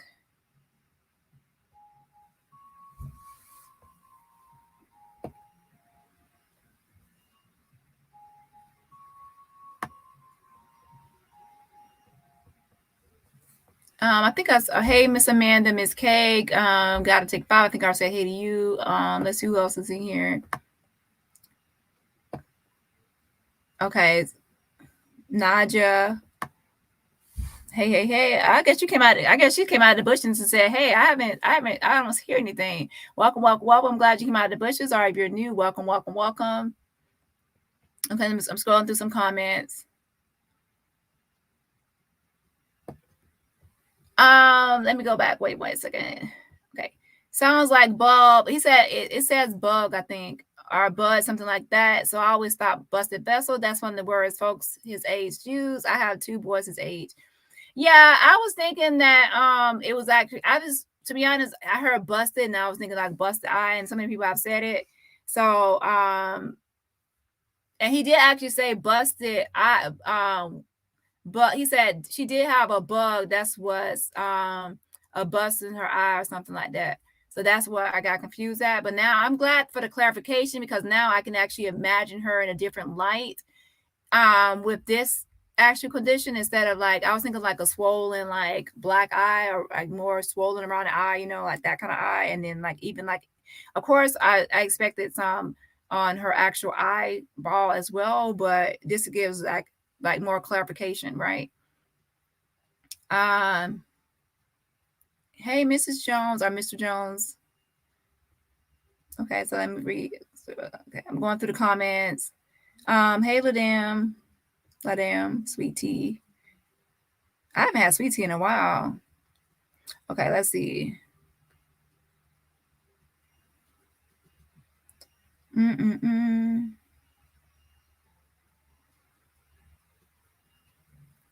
Okay, so I think I said, hey, if I miss you, I apologize. Hey, Lynette.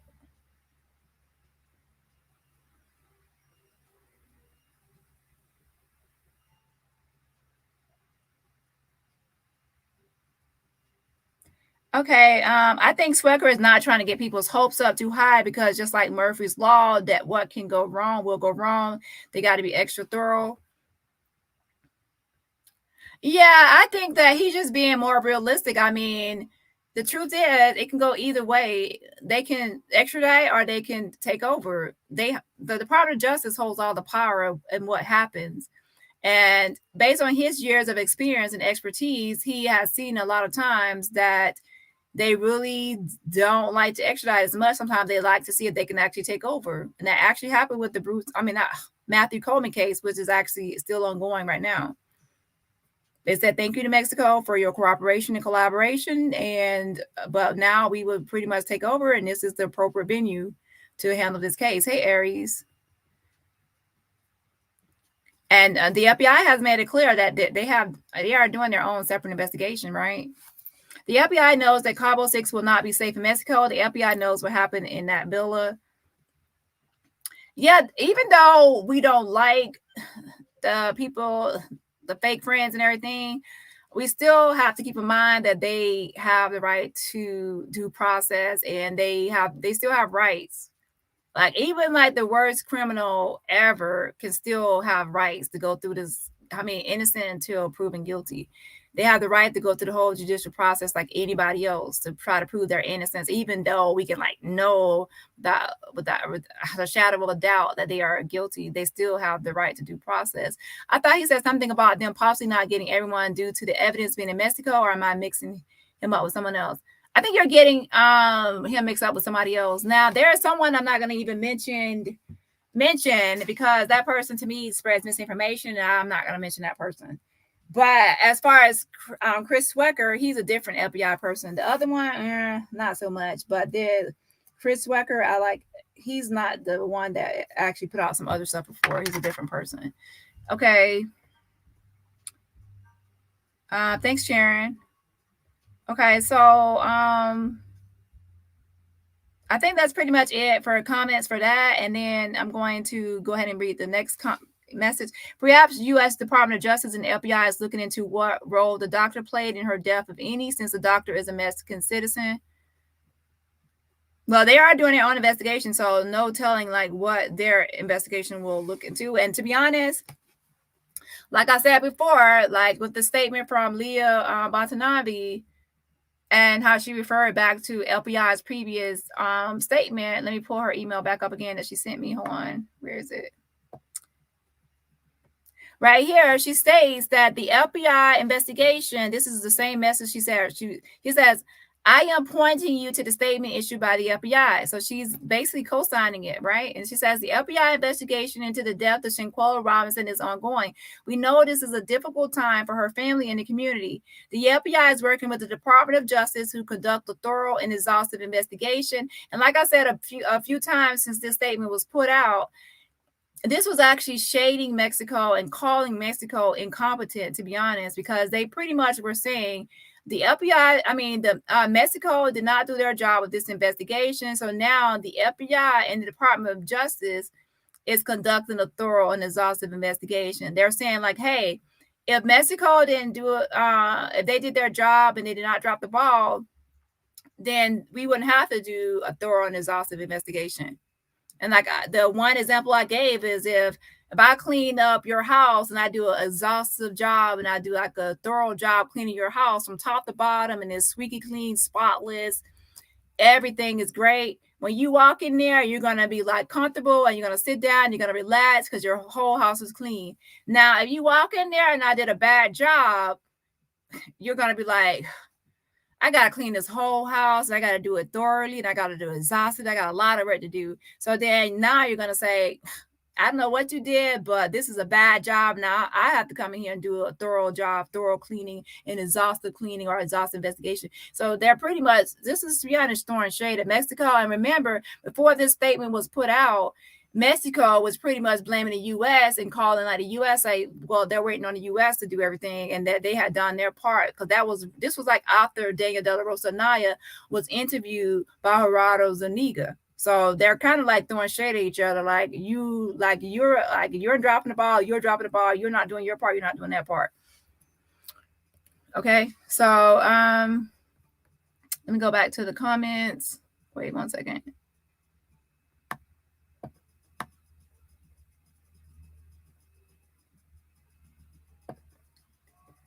So I will actually lean towards this being like more of what he's talking about. It looks more like a little dot formed on the eye on the whites. And then we have, let's see here. Yeah.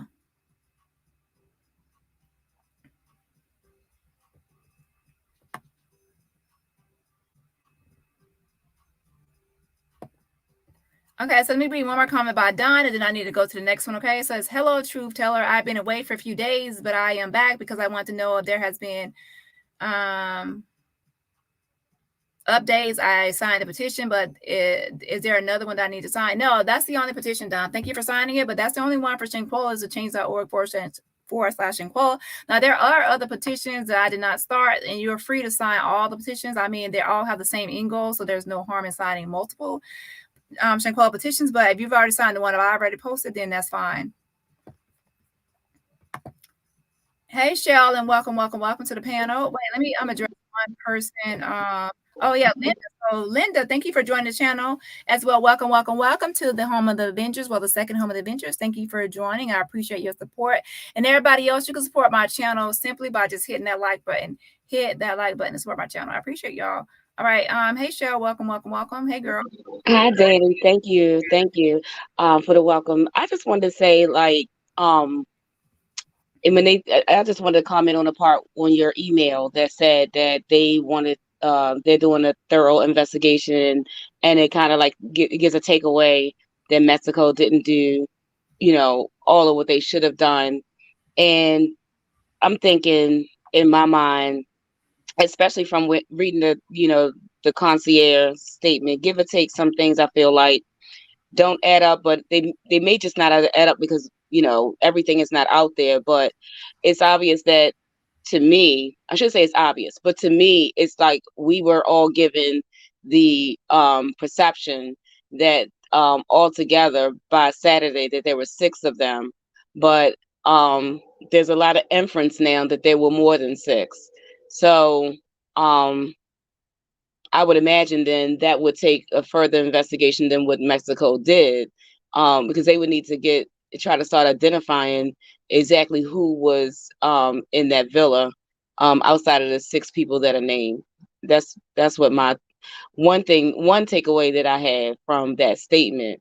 And then who else was involved in the rest of the drama that went on, as far as everything, the timings and things like that.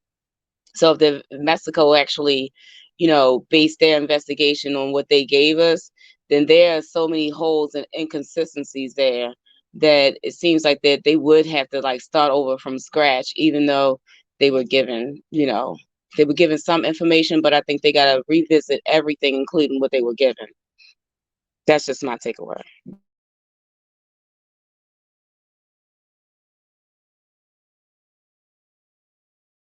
Yeah, I think they pretty much have to start off from scratch. I mean, they have to start from the ground up to work on this investigation. We don't know what happened with Mexico on the first day when Shanquella was brutally attacked, and right, we don't know what they all did. We don't know how they investigated the crime scene.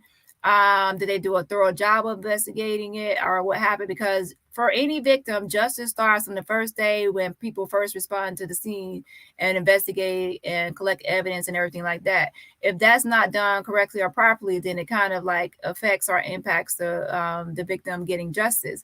So again, we don't know what all the FBI has as working with evidence goes. Now, we all know we have the video and we have statements from different people, and they said they're collecting other evidence, but we still don't know everything as far as evidence. And remember, even with the OJ trial and some other cases, if the glove don't fit, you must acquit. Anything dealing with evidence collection or not, I would say tampering in this case, but with anything dealing with how evidence collecting and anything going wrong, that can actually let somebody walk or get off with the crime. So it definitely has to be handled with ease and care, and making sure they have dot all their I's and cross all their T's, so they make sure that Dejanay doesn't find a loophole with her defense attorney to get through and to walk, right? I mean, all they got, even if someone have a lot of evidence, to me, with the OJ trial has a lot of evidence, but even with that, you still walk if they can find a loophole.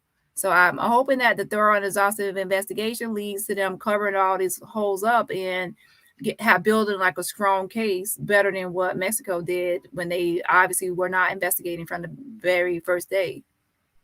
Right. And then one other thing I wanted to pose to you that I saw, maybe it was a day or two ago, probably it was a day ago.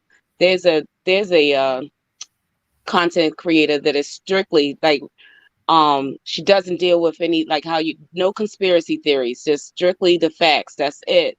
And she threw out in her last demonstration that the thing about what time in the morning and everything else, the morning thing is something that we all drew conclusions by based on what we saw, but we don't factually know that was the morning that happened.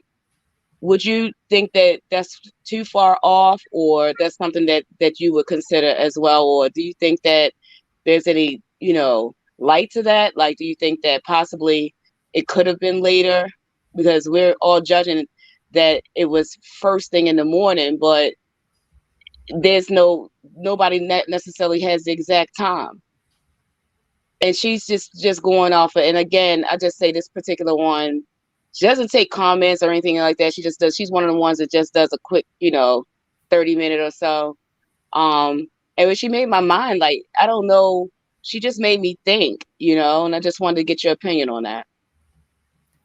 I believe that in the video, I don't really see that as for Cabo, San Lucas, to have it be too late in the afternoon, because to me, it would be more, the room would be more lit up.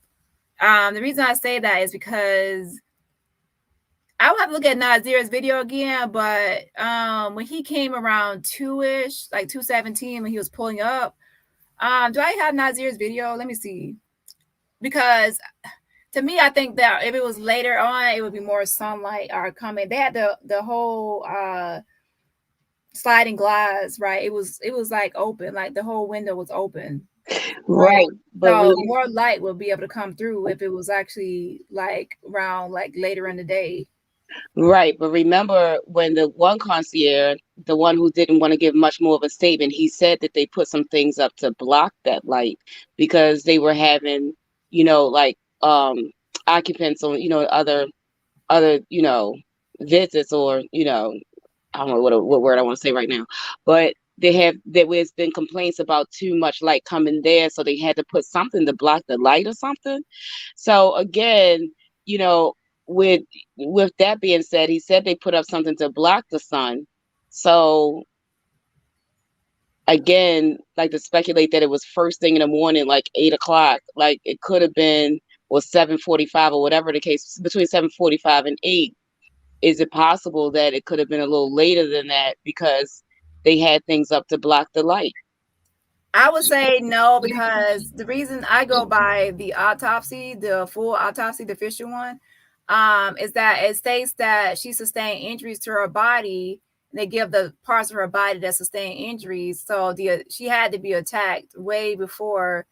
It said 12 hours. So it says she sustained injuries to her body 12 hours before she passed away, before she was deceased. They can actually go back and look at the injuries and see like what is like newly fresh, like within a certain amount of hours of how long that injury would have like developed or bruising would have been on the body.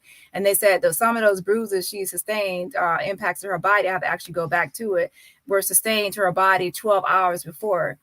So, yeah, so that would actually put it to be that morning. It would be in the morning time. Okay. Actually, to me, that actually aligns with how I think that they actually, to be honest, I think that it actually started like early hours, like early hours, and then it was ongoing. So I think that what we saw was actually just a snippet, and it actually had already begun before that time, because she already looked a bit roughed up. Like her hair that she had just recently got done was already kind of like tousled or messed up already. When you get your hair done, you're gonna make sure it's tied up. You're gonna make sure that it's gonna be looking presentable for like your whole trip at least. So I really just think her hair was already messed up. So to me, that showed that she was already probably been brutally beaten before like the video had already started, like the taping had already started. I definitely agree on that they had been fighting, prior to all of those things happening. I mean, I definitely think that there's more to it. And on that, when you were saying about the snippet, that's exactly when you look at the I don't know who the first, second, or third was. I don't know, but I know the one that people most resort to is that one that got posted on Twitter first. And on that one, they specifically said, this is just a snippet. They said it was a snippet. So to me, and when I read that, the inference is that there's more to it, but I'm just giving you a snippet of what happened over there.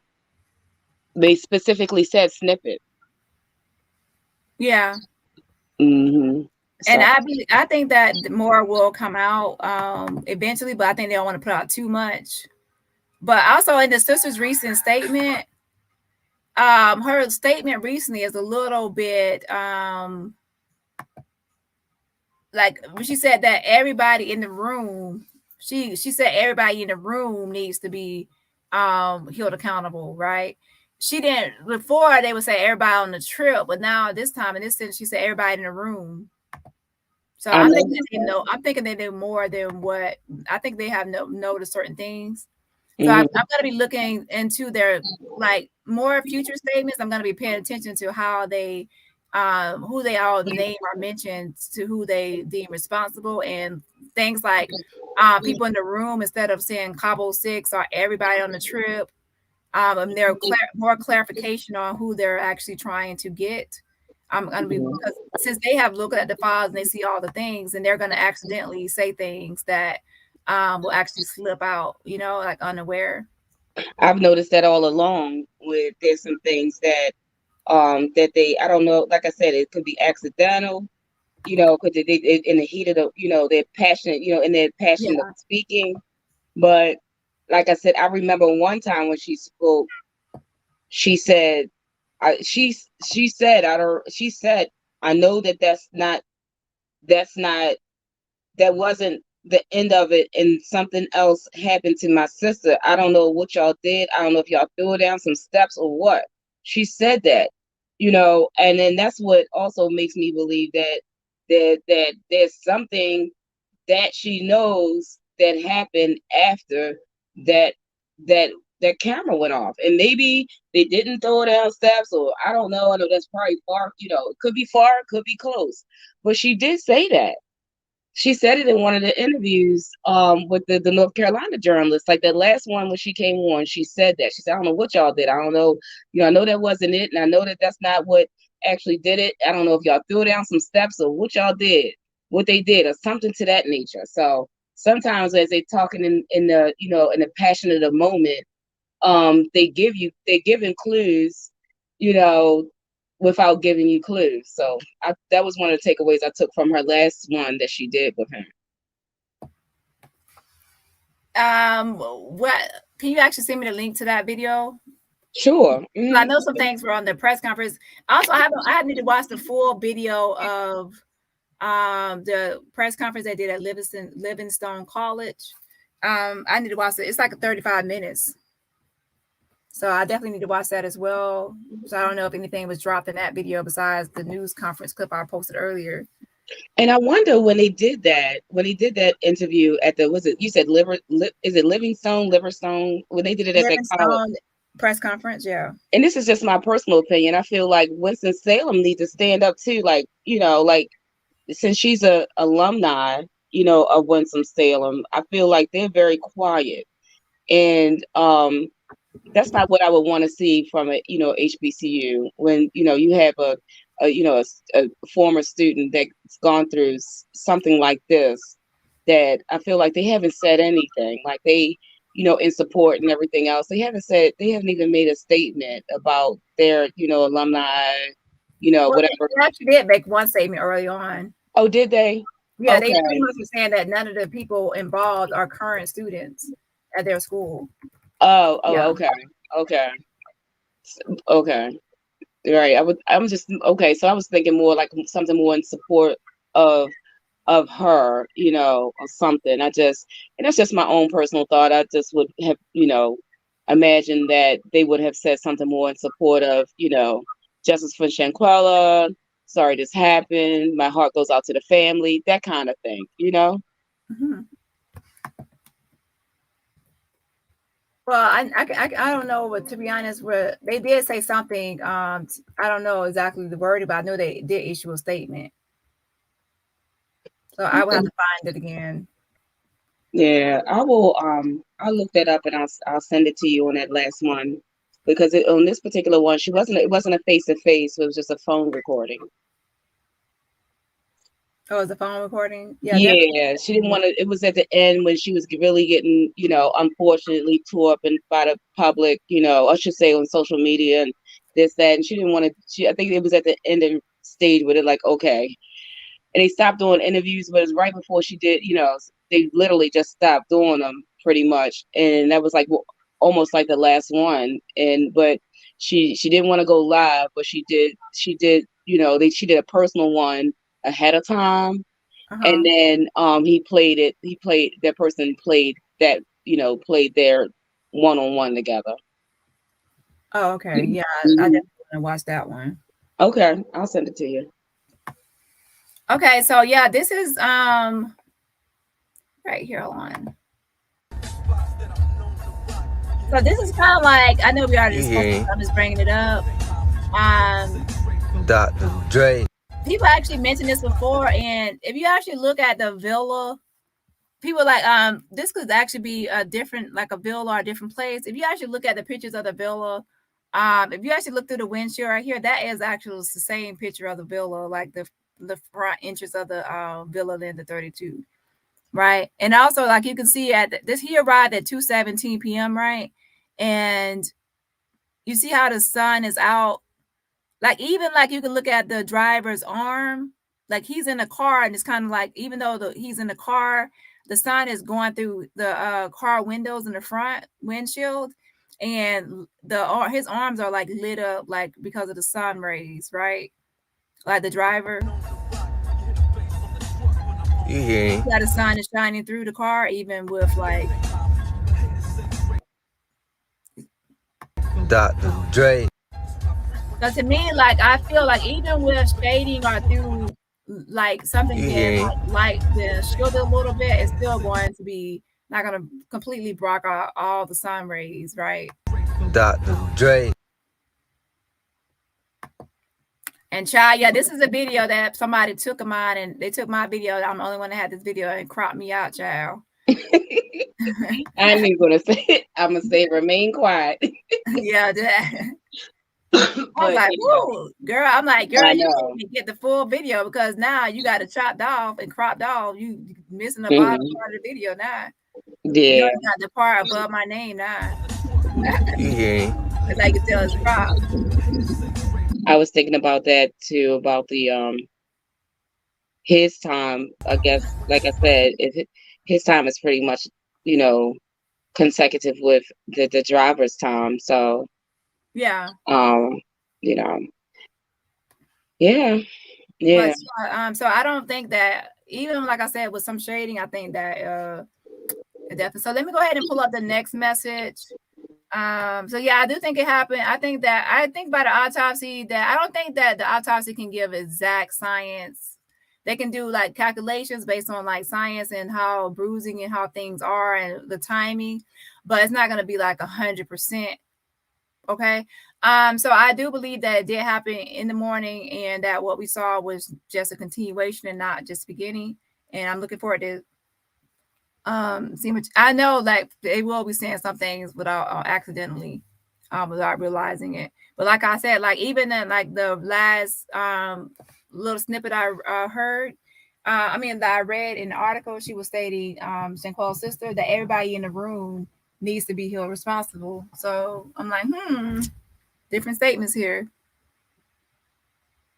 You're right. Yeah. Actually, Linda, if you actually look, she said the interest of Bill is different than not really. You're looking at different angles. You're talking about different angles. Okay, so you have to pay attention to the angles. There's already another YouTuber that actually took this video, and well, she didn't take my video. She took the one that somebody cropped me out of that video, and then she showed like a complete lineup of Bill and the 32 at a certain angle of what his viewpoint would be. And then it perfectly matched up, okay? To this. So I would say you have to look at pictures. It does match up with the of this angle that he's coming in at. Yeah. Okay. Was it this one right here? Wait 1 second.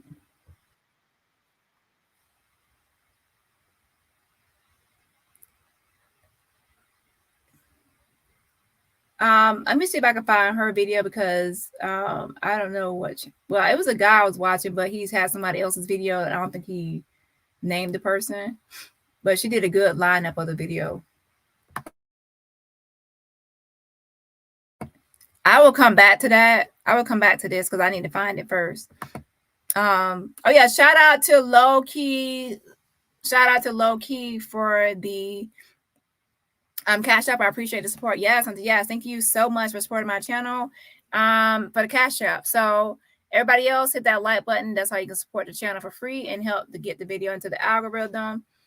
Let me actually go put this. I don't know who I'll watch the full video or not of the press conference. I definitely will play that as well. I wish I had actually saved the video because someone already did this work, and if I can give them credit, and I will, but they actually show like the exact angle of the villa that Nazir sees through here pulling up. Yes, okay, wait 1 second. Okay, let me go ahead and go to the next screenshot.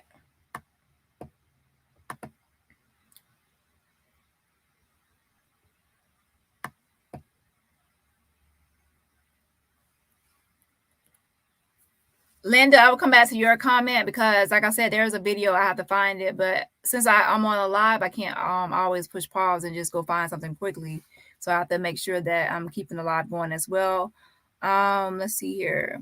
So I'm going to take your comment down for now, but I'm going to come back to it, and I'm going to show you how it lines up.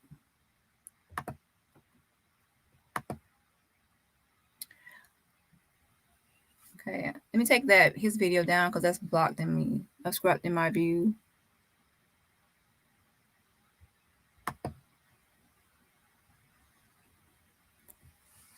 Now I gotta take my banner down too, child. Ooh, child. Okay, so let me see if I can see it now. Okay.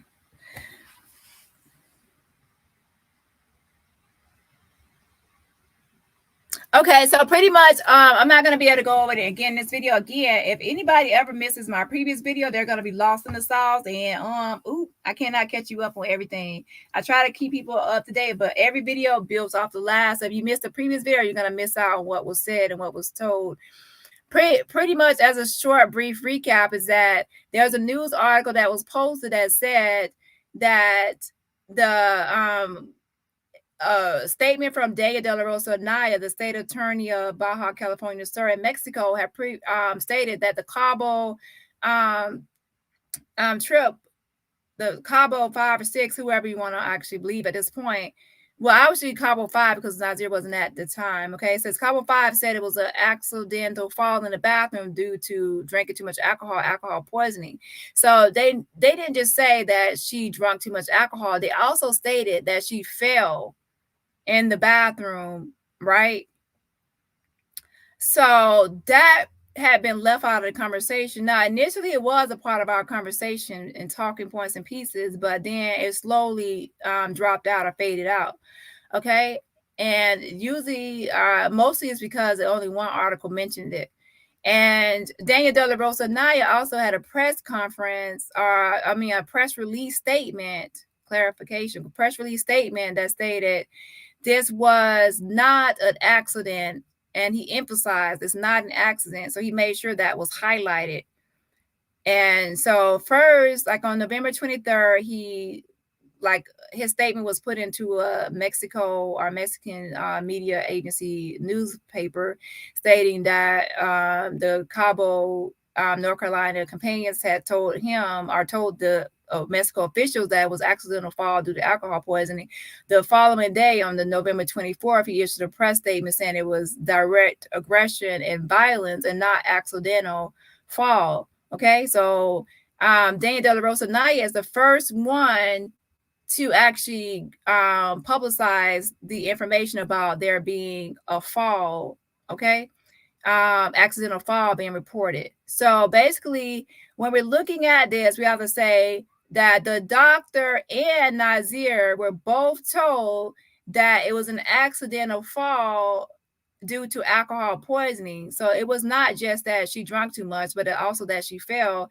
So then that can explain why Nazir thought that that the injuries she had were due to a fall in the bathroom, not just due to alcohol. Because people were saying, like, why weren't you suspicious of her injuries? Why weren't you suspicious of her injuries? And I'm like, how can you not think that the eye, which we now know is the blood vessels in her eye, right? The busted blood vessels in her eye, and now he says the bump on her lip. How can you not know these things? The knot on her head is not alcohol poisoning. That's common sense. So then he adds in, yeah, but remember, they also said it was a fall. And then he's not the first one to say it, because Dani De La Rosa Anaya is the one that said it in November 23rd to a Mexican journalist.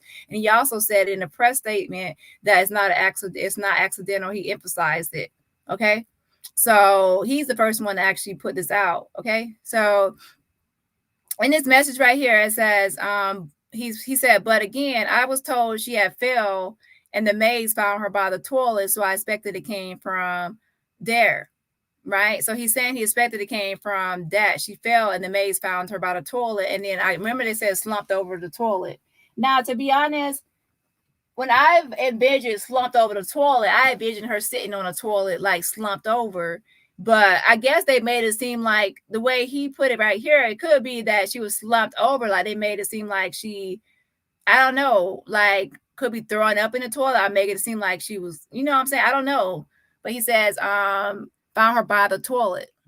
But then I remember before he said something about slumped over the toilet, right? Okay, it says, being that the whole building was hard tiled, no carpet, no nothing, straight tile from the walls to the floor. I said, see, that part is being left out of it. He says, so if somebody fell drunk, you could sustain injuries. And I said, only one article mentioned the fall, and that's true. That's the one from November 23rd, where Dani De La Rosa Anaya, his statement was that the Cabo had told him that the Cabo fake friends had said that it was accidental fall due to alcohol poisoning. And then I said, I have to find it because, yeah, I did have to go back and find it because that was on that one article. But, yeah, that was only published once. I will add that back into the discussion, which I have done so. Because, like I said, Dani De La Rosa Anaya, the state attorney, said it was said to him, or should I say Mexico officials, by the Cabo liars and fake friends. Then it definitely has to be added back into the discussion. And then he put, yeah, that has totally been removed out of the talk, the fall, because they seen the fight. And from there, I did ask, like, what was when the doctor said, or asked, should I say, when the doctor asked about the knot on her head, what was the response? And he said, yeah, the same information, the fall. So the doctor was also told about the fall. Okay. But I'm not going to go over it again because I already have a headache. And the truth is, like I said before, even though the doctor was told to fall, she still has to give her assessment, because we all know, like with anybody that's been beat before, including intimate partner violence, domestic violence, or certain things like that, or even child abuse, a lot of times a person is beaten and then they are taken to the hospital, or help seeking is involved. And then from there, the person that's responsible should do a proper assessment, and they should realize that a lot of times an excuse given is that the person fell down the stairs, or they fell, or hit their head, or they fell and sustained those injuries when it was obviously domestic violence or something like that. So it's up to medical professionals and people in certain occupations and career paths to actually evaluate and make an assessment and determine the actual facts of the case, and not just going by what someone said. So she definitely has more expectations in her role, even though someone would actually say it was accidental fall, etc. And so do the police, that the subsequent people that came later, such as the police, investigate crime, CSI investigators. They also have to do their due diligence and assess the crime scene as well. Now, as far as Nazir, since he's a lay person, he's not expected to have such high expectations, and could actually fall under some Good Samaritan law, where you actually come upon someone that needs help and you try your best to help them given the situation, and you're not going to be really held liable because they see that you are just trying to help.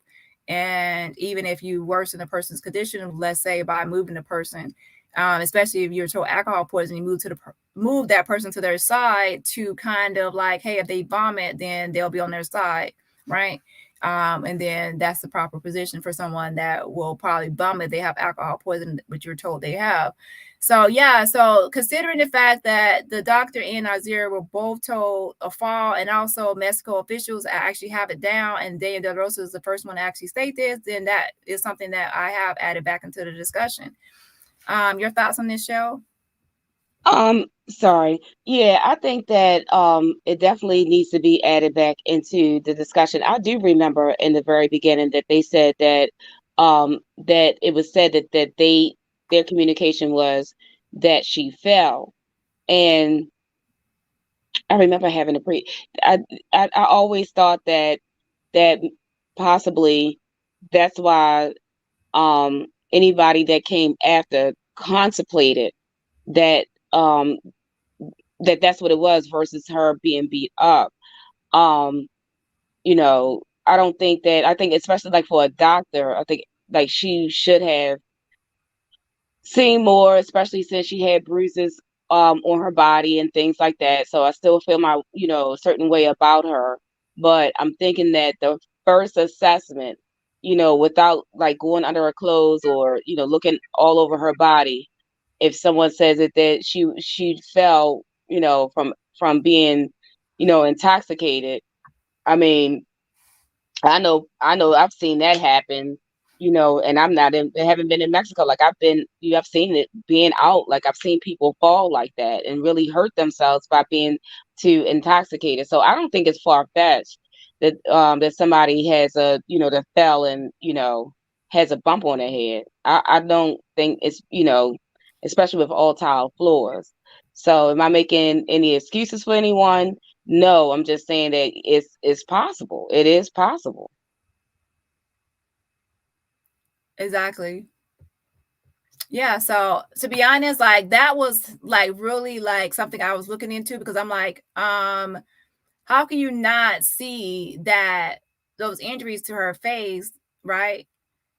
And then not suspect something, because like that does not add up. Like you have to be suspicious of something, but when you add in that she fell, right, that's when you can make more sense of things, of why someone will overlook something, because it was explained away.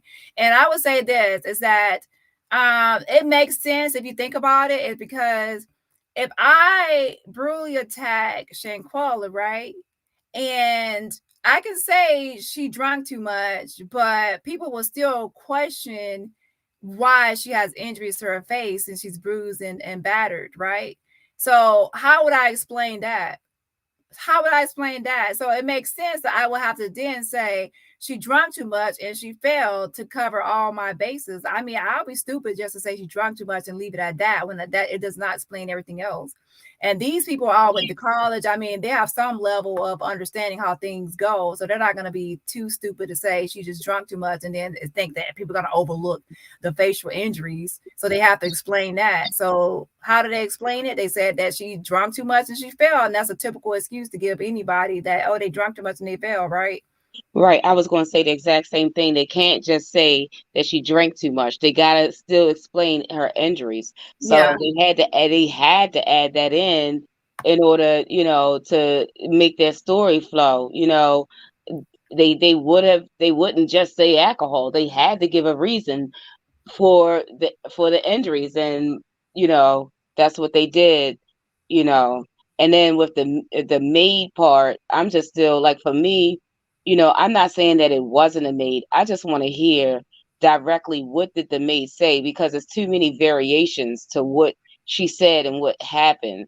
So I just need to hear. I wish that out of the stuff that they brought back of who got interviewed, service wise, they had the concierge, but I wish they would have had her statement. What exactly did she say? I want to see it.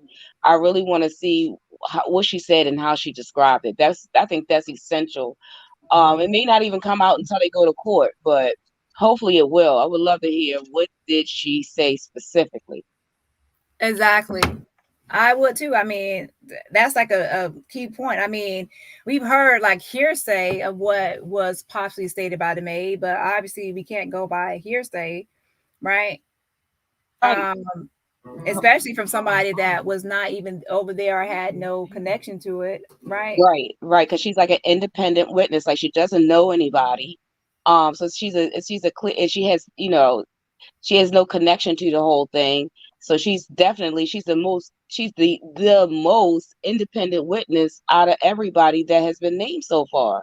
And so and then it's like it's these variations about where she found it. She found it in the bedroom, she found it in the bathroom, she had to go, she went out and looked for him, couldn't find him. It's like all these different things. So my thing is that, and then I would also know, what did she do next? Who did she call? Like once she made the call, did they just, after if she actually found her in that state, and either she made the call to someone or, whoever she made it to, like there was no decision at that time. If you found a cold body, is quote unquote, and there was no, next steps there like that. I would like to know, why weren't there any next steps? Why did it just like leave? If that is by fact, like why did the story end right there?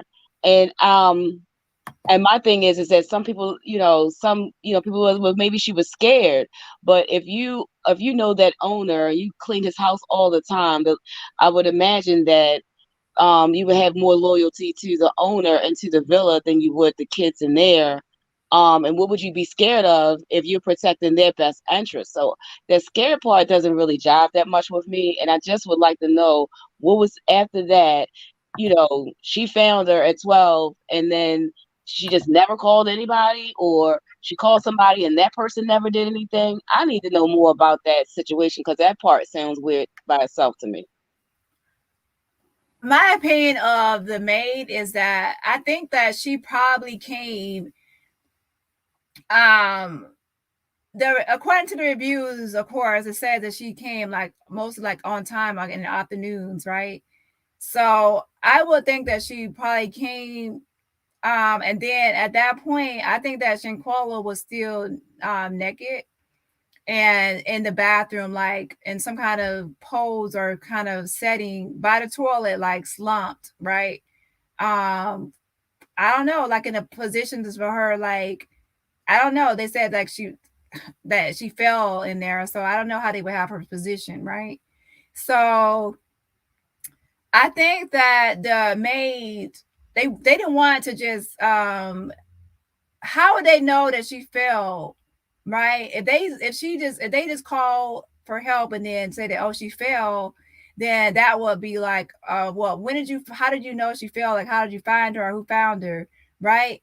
So that's not a good look. I mean, that'll be harder to explain. However, if you're just like, you set it up like for her to be found, now you'll have somebody else has found her body. And then you can't say, well, I heard her fall or I knew she fell because of this or that. You don't have to make up any excuses for how you knew someone fell.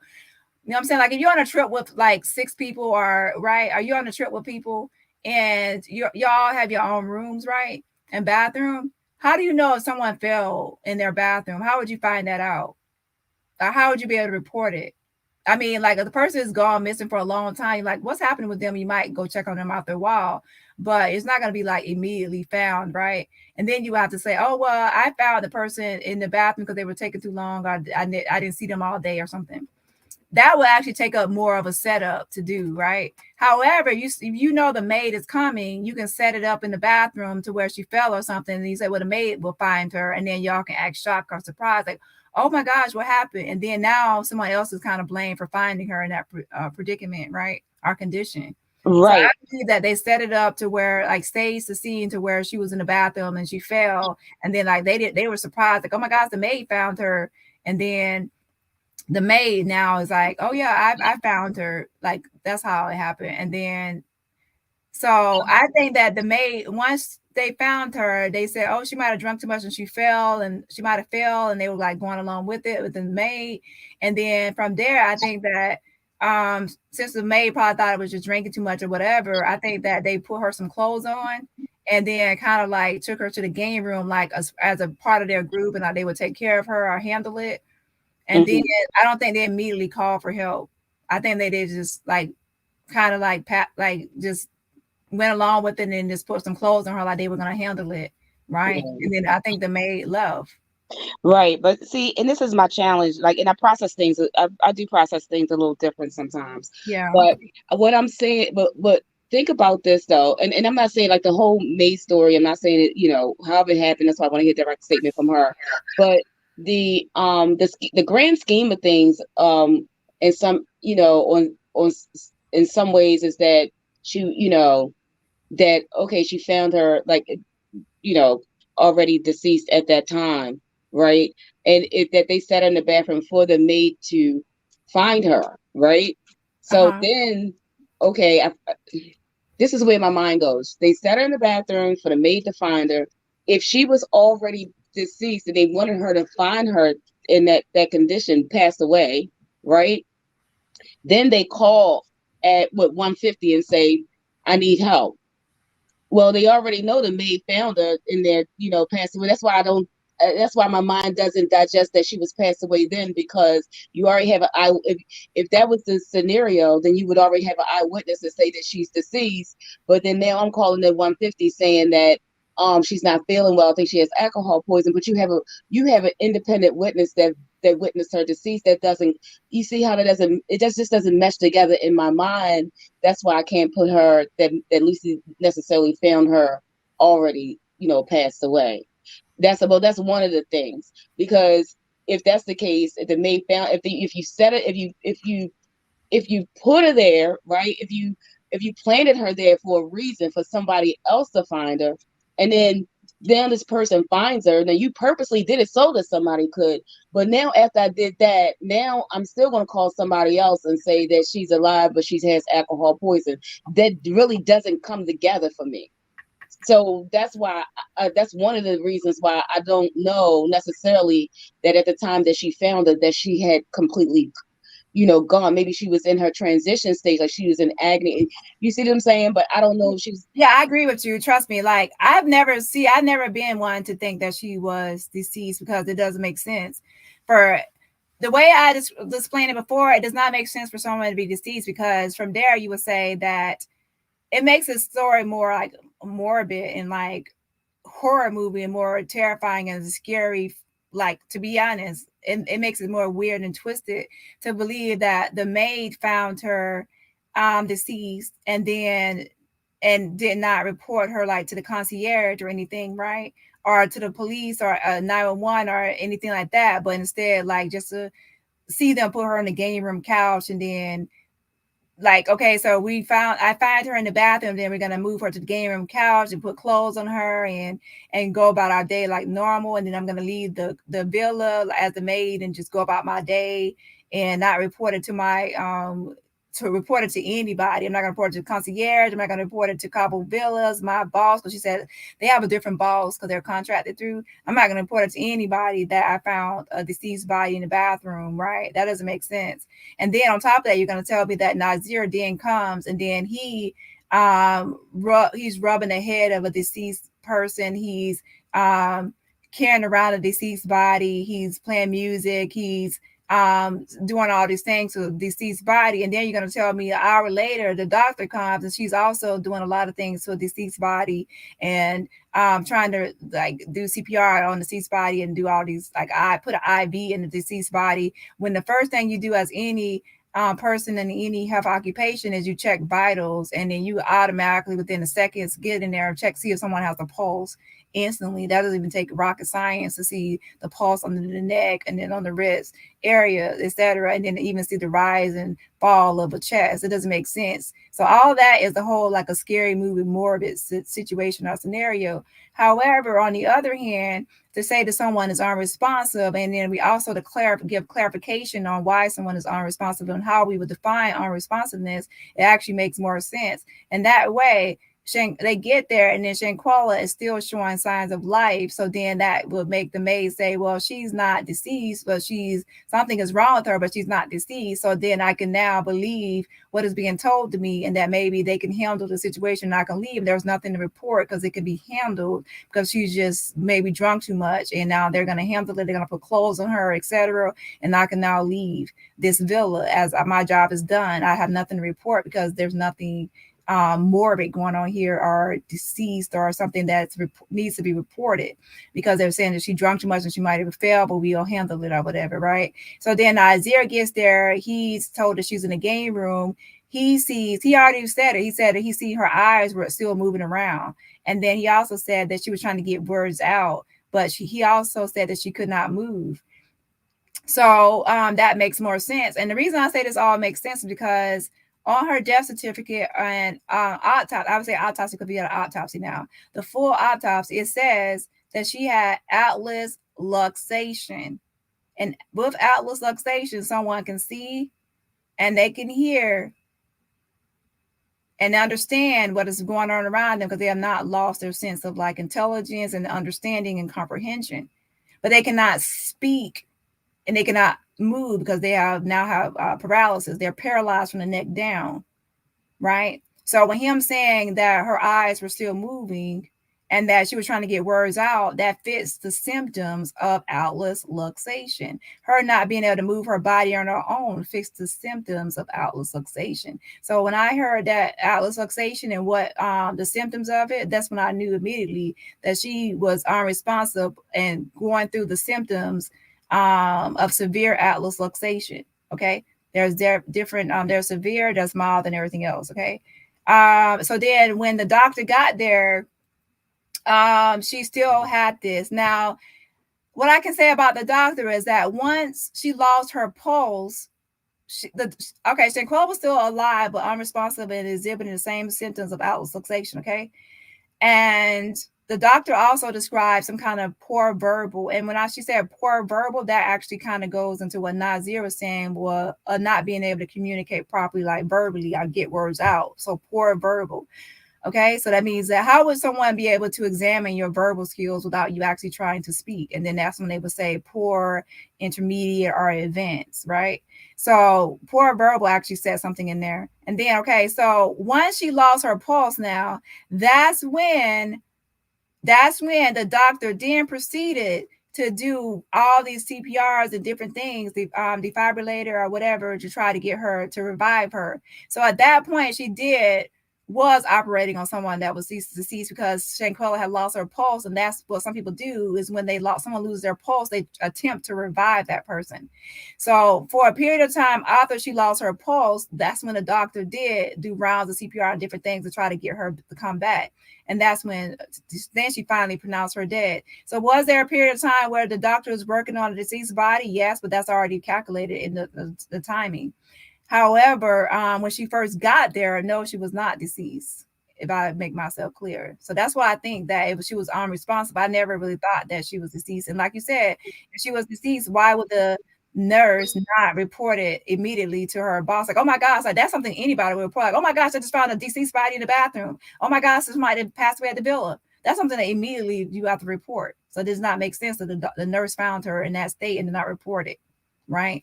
Right. And with her reputation, and she's obviously a loyal employee, for her to find a deceased body and then go on about her day. And I don't, like, most people don't do that. I'm not saying that she didn't, I wasn't there, but most people, and no matter what your job is, won't find a body and then just don't do anything about it.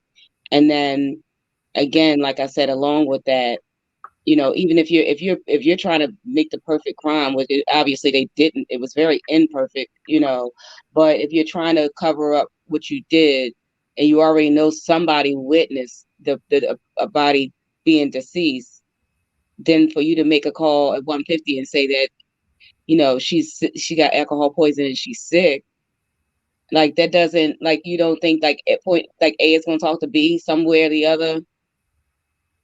You call me saying she's sick, but the maid already said that she was deceased. You don't know. You follow what I'm saying? Yeah. Yeah. So it just don't come together for me. So that was just, I think it was pretty much, the way you explain it, it kind of, that makes more sense to me. It makes, process wise, I can process that better than thinking that the other way around, if that makes sense. Yeah, see, the thing is, people are like, not everybody, but I think some people are leaving out the part of what she was diagnosed with. And I mean, diagnosed with is her like cause of death. And that's kind of like a cause of death is like what you were actually died, like what they found to be wrong with you that caused your death, right?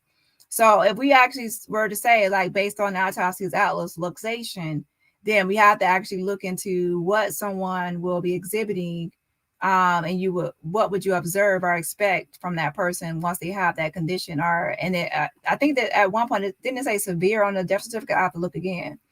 I would have to look I again. could have swore on the death certificate it said something about severe atlas luxation. I would have to look at it again. But yeah, so we have, if that's the case, I think this is death certificate. Wait 1 second. Let me see if I can see it. Yeah, it says severe spinal cord and atlas luxation. Okay, it's a severe spinal cord injury. So yeah, so once someone is diagnosed with something, you have to keep in mind what the symptoms are with that. And then you have to say, some people actually believe that, okay, she had it, but then they thought she died within 15 minutes of having it, right? Because they're going about that other, the death certificate thing right there. But at the same time, we have the full autopsy now, and it's saying on the full autopsy, the official autopsy report, it states that she sustained injuries 12 hours before she passed away. So some injuries she had on her body, okay, some of the beatings she occurred had to at least happen within those 12 hours before she passed away. Okay, so then there's a time gap in between when she sustained some injuries in her eventual passing. So that has to be accounted for as well. Now, is it exact science for being exactly just 12 hours or more? Not really. It's not exact science, just an estimate based on the bruising and how long it takes the bruises to surface or appear on the skin and different. I'm not a medical examiner. They would have to explain it, but they have a science way to determine how long the bruises or injuries were sustained, right? So we have to take into account the autopsy and her symptoms. And that's just with anything. Like if someone says they have COVID or even the flu or something like that, you're going to be able to look at their symptoms and say, oh, well, you have the flu, or you have this, or you have that. And someone's going to be having those symptoms. Not all, but they're going to have some. So I expect the same with atlas luxation, that she had to have some of those symptoms in order for to be exhibiting. That's what I think the maid saw. I think someone said, do we have the official maid statement? No one has the official maid statement. We only have the statement from Harada Zuniga. Okay, the Storm says, Zuniga said they found her in the room where she was thrown. Okay, when Zuniga said that, he actually said that around the same time when he said there was an intervention. And I knew something was flawed about that statement, because how can they find her in the room where she was thrown? And then he would have to have cameras in the room. The things he was saying would mean that cameras had to be in the room. Okay. He later actually went back on that and said that there wasn't another video showing an intervention or things like that of her found in that room. Okay, so the statements he said during that one live was kind of voided out, to be honest, because he actually went back on some of those things. Because he actually, to be honest, he actually told me before that there were cameras or there was other things, and then he never had proof of it, and then he went back on it. So that's thrown out, to be honest, about her being found in this. He said, yeah, I remember he said she was found in the exact same spot. That's not true. Right. That's what I mean. That's why I would want a direct statement from her, because it's too many variations of the story, and respect for what one of his representatives says, he goes by what's reported to him. So he's at the mercy of what somebody's telling him. So again, it's like it's all third party information. It's like the he said, the she said type of thing. So I don't want to say that, she doesn't exist, she wasn't there. What I'm saying is I would rather hear a direct statement from her that really specifically gives what she said. What did she say? That's what I would, that's what I'm looking for. Yeah, and I really don't think that would come out unless Tuane has it and she releases it, or until court. I really don't think it will come out. I think that the concierge knows a lot more, but obviously you can't really talk because they've been silenced. And I probably, to be honest, would go back and listen to some videos on this whole thing that people I spoke to, because I think I will be able to find different tidbits of information through that. Yeah. But yeah, a lot of things I don't really go by until there's actually a receipt of it and not just hearsay, because we don't know that there are sometimes things that get lost in translation when it's translated from Spanish to English. So how she would describe the body once translated could be totally different meaning to once it's translated. So I definitely will have to see like the official statement and not even just translate it, or even hearsay, should I say. I actually want to see the official and then translate it myself so I can make sure that of the exact precise words she used. But like you said, if she had found her deceased, that's something she would have immediately reported, because that's something anybody would report or actually go tell someone about and not just leave without reporting it to anybody. True. Yeah. But of course, there will always be two lines of thinking, that some people will believe that she was deceased and some people are unresponsive. I've never believed that she was deceased. I always believed that she was more unresponsive, and that once I learned more about her condition of atlas luxation, that's when I 100% believed that it was just unresponsive. So Linda says, May found her in bathroom. Nazir found her in game room when he arrived. The doctor said she was in the living room. Those are 3 locations. Yeah, remember. So I think that the Cabo liars, fake friends, for her in the bathroom for the maid to find her. That's the first location. And then Nazir said that when he got there, she was in the game room. So at that point, they had already, I believe that when the maid found her, she was naked. Because think about it, that's how you would put somebody in the bathroom, that they probably was taking a shower or doing something in the bathroom and then fell after they drank too much. And she was, I bet they had her in there naked, like how she was beaten, right? I thought they put clothes on her in there. I bet that they, I bet they had her in there naked for the maid to find her. And then Nazir found her in the game room. I think that they had put her in the game room. Once they dressed her, they put in the game room, right? And then it says the doctor said she was in the living room. And remember, Nazir said that we made it to the living room. So Nazir is the one who moved her to the living room. So those are the 3 locations. And remember, the bathroom is not just coming from Nazir. The bathroom is also coming from Daniel De La Rosa Naya, the state attorney. Do I need to bring up the article again? It came from him. He said that the Cabo liar, fake friends, told him that she was not found, but she was in the bathroom, that she fell in the bathroom due to drinking too much. So that came from Daniel De La Rosa Naya. So we need to keep in track of who said what first. He actually gave a statement to a Mexico news article, and I can actually pull it up again if y'all want, that she was found, not found, I want to use the word found, that she drank too much and fell in the bathroom and it was accidental. I can pull that up again. Any thoughts, Shell, while I pull that up? Well, my battery is about to die, so I'm gonna have to drop down. But I'll be in the comments. But I have to, go to my computer, which I can't connect to StreamYard on that. Okay, so all right, thank you for coming up. I enjoy your company. You're welcome. Thanks. Bye-bye. Bye. Okay, so let me go ahead and address Linda. Linda, you had mentioned before that the entrance to the villa is different than the entrance at that GZ released for an ambulance at the villa. So Linda, let me go ahead and address yours first. Wait 1 second.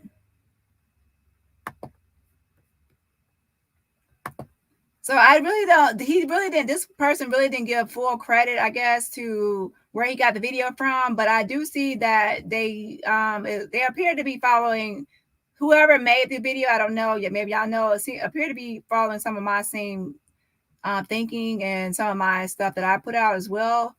But I do like how they already matched the villa up, so I don't actually have to do that work. Hey, that saves me time. So let me go ahead and show y'all how they matched the villa up with the video I released of Nazir arriving to the villa. So let me go ahead and show y'all that. Hold on. Wait 1 second. So pay attention to how the person lines it up. Saves me work and time. Okay. Wait 1 second. I'm going to hide your comment for a second, and then I'm going to play this video.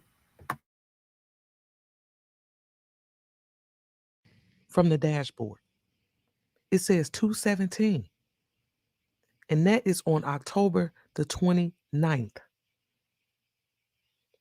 Not Friday, but Saturday. And it's clear that he's pulling up to the villa. Look at the pictures. This right here is a screenshot of him pulling up. And then what I did was I show y'all where it is in the villa, and I had to like twist the picture so you could match it up. Look. It's the same place. He's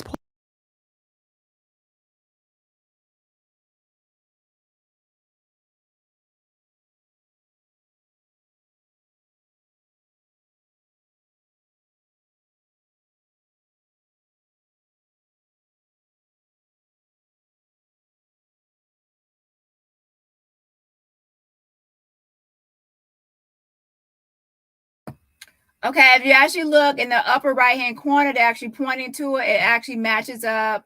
And it shows, like, on the right-hand side is the picture that they found online of the Villa in the 32. And on the left-hand side is the one through the dashboard, and I mean through the windshield, okay?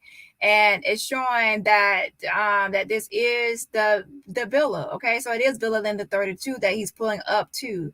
Okay. And y'all forgot, he said this is his first time out of the country. He's not like, oh my gosh, I'm going to the villa more than once. This is my second time going to Villa Linda 32. Obviously, if he's putting up the Villa Linda 32 and this is his first time out of the country, it's not going to be multiple trips. So, okay, this is the trip he went on based on the flights. Okay. So it's the same flight, same villa. So let's go ahead and pulling up to the villa. And so this is what you're looking at right here. And again, that timestamp says October the 29th at 2:17. That's when he made it to the villa. Now, we all know that the villa is in a gated community. And Nazir's name had to be on the guest registry for him to even get in on Saturday, which is why Dejanay had to sign his name on the list Friday. Okay, so I don't know whose voice is that because he really doesn't have the person link. I clicked on the link he had and I don't really know who that is, but I do like how the person presented everything in the video. Yeah, so I do like how they presented it. So if y'all know who made the video and how they organized everything, it's a lot of things they went on in the video, like I went over, but I like how they pretty much organized it. Okay, so let's go ahead and what was the second thing? Okay, let me go ahead and get the article. The article mentioned in the fall and Daniel De La Rosa's statement, and that's pretty much going to wrap it up, y'all, unless someone else wants to come up and make a statement, because like I said, I do have a headache. Let's see. So let me go ahead and pull that one article up. And then I'm also going to go over Nazir's message one more time as for clarification. Okay, let me go to my IG.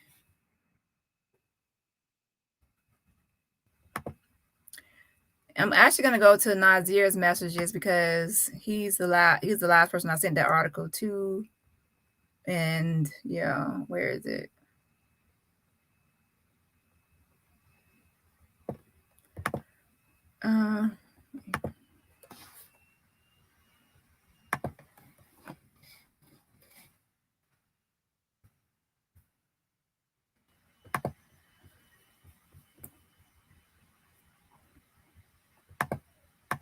Ooh, I have too many tabs open. Okay, let's see here.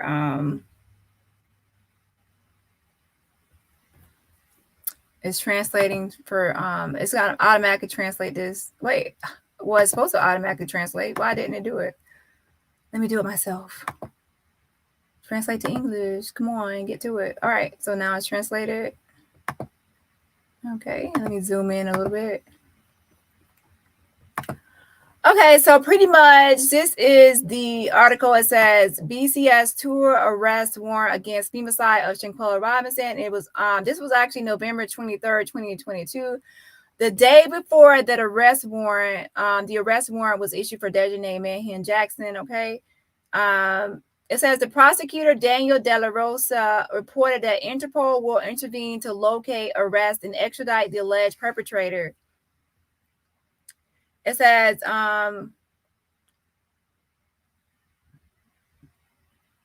the state attorney general, Daniel De La Rosa Naya, confirmed that an arrest warrant was issued against the alleged feminicide of Shanquella Robinson and that the preparation of the red file will be requested by Interpol to begin its location, arrest, and extradition.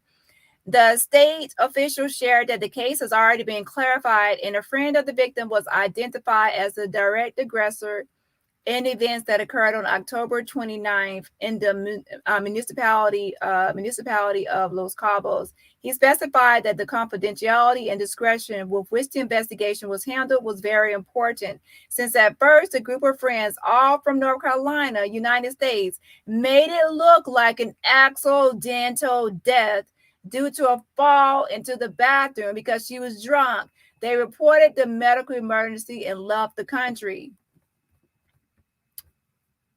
Let me go over that last statement one more time, okay? It says he specified, and that means as in Daniel De La Rosa Naya. This is November 23rd, 2022, the day before the arrest warrant was issued, the press statement, okay? He specified as in Daniel De La Rosa Naya that the confidentiality and discretion with which the investigation was handled was very important, since at first the group of friends, all from North Carolina, United States, made it look like an accidental death due to a fall into the bathroom. Bano, is it bano? I might remember one word. Okay, because she was drunk. They reported the medical emergency and left the country. So he, as in Daniel De La Rosa Naya, is the one that mentioned the bathroom and the drunkenness first before Nazir on November 23rd, 2022. Now, Nazir did actually mention the found in the bathroom and then alcohol poisoning, but he did not mention the accidental the fall, should I say. So this is the article, and I will post it in the chat, okay? One more time. And yeah, so that's why we have to add this back into the conversation, because if Daniel De La Rosa Naya, the state attorney, Baja California, sir, has put this out there since November 23rd about this accidental death to a fall into the bathroom, and that the Cabo friends lied, okay? It says, however, the autopsy revealed the cause of death to be a spinal cord fracture of the back of the neck. He did not rule out legal proceedings against the rest of the companions, both the person who recorded the attack and did nothing to help her, or the rest of the man and woman who had some participation. He pointed out that the procedures for requesting the Interpol file are being carried out so that the search, arrest, and extradition of the alleged perpetrator can begin, and that he be accountable before the Mexican justice system. And remember, when it's translating, this is when it comes to translation, because I automatically put he when the original version might not have put this pronoun, but once it's translated, a lot of times it reverts to he, right? The head of the PCJE assured that through the American consulate and embassy, contact has been made with the victim's relatives, especially with his parents, and it's with his. Okay, when we already know this, Shanquella will go as she. Okay, she and her, not his. But again, the translation and translation is important with anything being translated. And I'm going to actually show you an example of translation before I exit. Okay, let me translate this back to Spanish. Wait one second.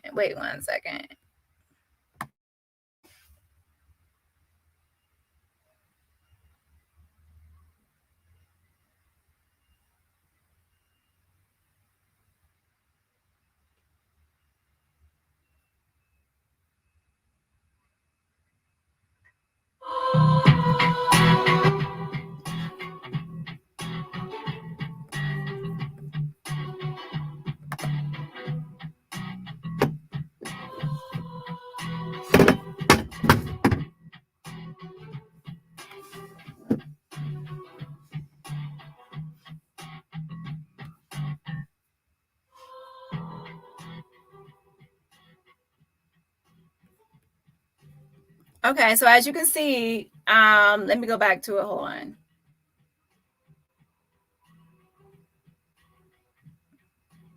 Okay, maybe I can show you an example, chat. Hold on a second.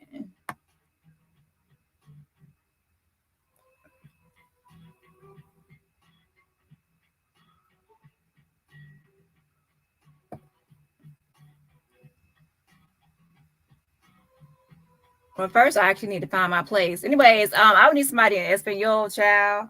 Anyways, basically, it was, to be honest, lost in translation. But first, I would actually have to find out where the translation is. Let me see. Wait 1 second.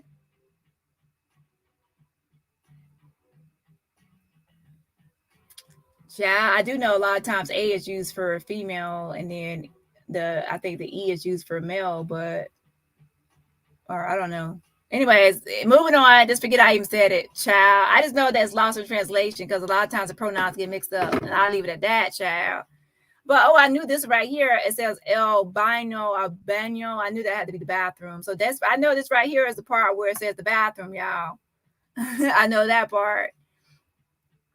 Let's see.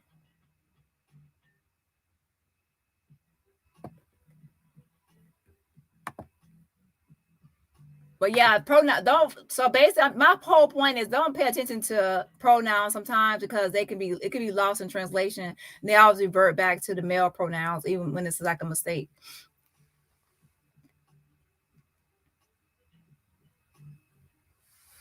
Okay, so let me read some comments. Oh yeah, let me go ahead and post this article first before I forget. Okay, this is the link to this article, okay? So with the timeline, we have to remember that the first time I heard anything about the bathroom was from this article. And it's saying it came from Daniel De La Rosa Anaya. I'm put accidental fall. No, I'm put fall. Okay, and then Nazir said that when the doctor asked about the knot on her head, that she was also told the same thing, that it was due to a fall. Okay, so the doctor was also told this. Let me see if I can post that screenshot. Wait 1 second. Let me see. Where is it?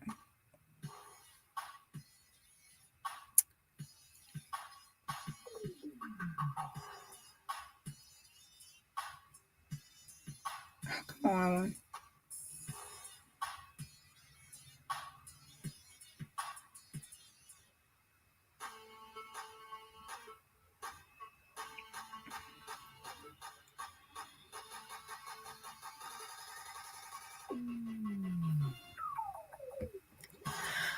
Yeah, I agree, Dangerous. I agree that, to be honest, to me, the concierge, I don't say concierge, because people are getting on to me about saying concierge. Concierge, okay? Ooh, y'all be getting on to me. Y'all don't let me live. Okay, the concierge, I already said that you have to be on the guest list to stay there. So I agree with you, Dangerous. I don't think it was more than just the people on the guest list. Okay. Anybody else that was there, I believe, were workers. Anybody working there, but not anybody else. And I believe that if Sue Ann Robinson, the sister, everybody would already put this out. They would already put it out if it was actually somebody else involved, but no one has actually put it.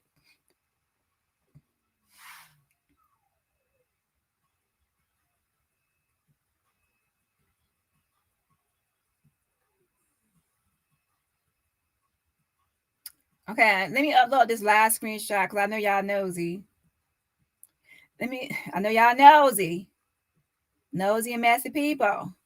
So let me upload this. Now, I actually probably need a watermarker too, because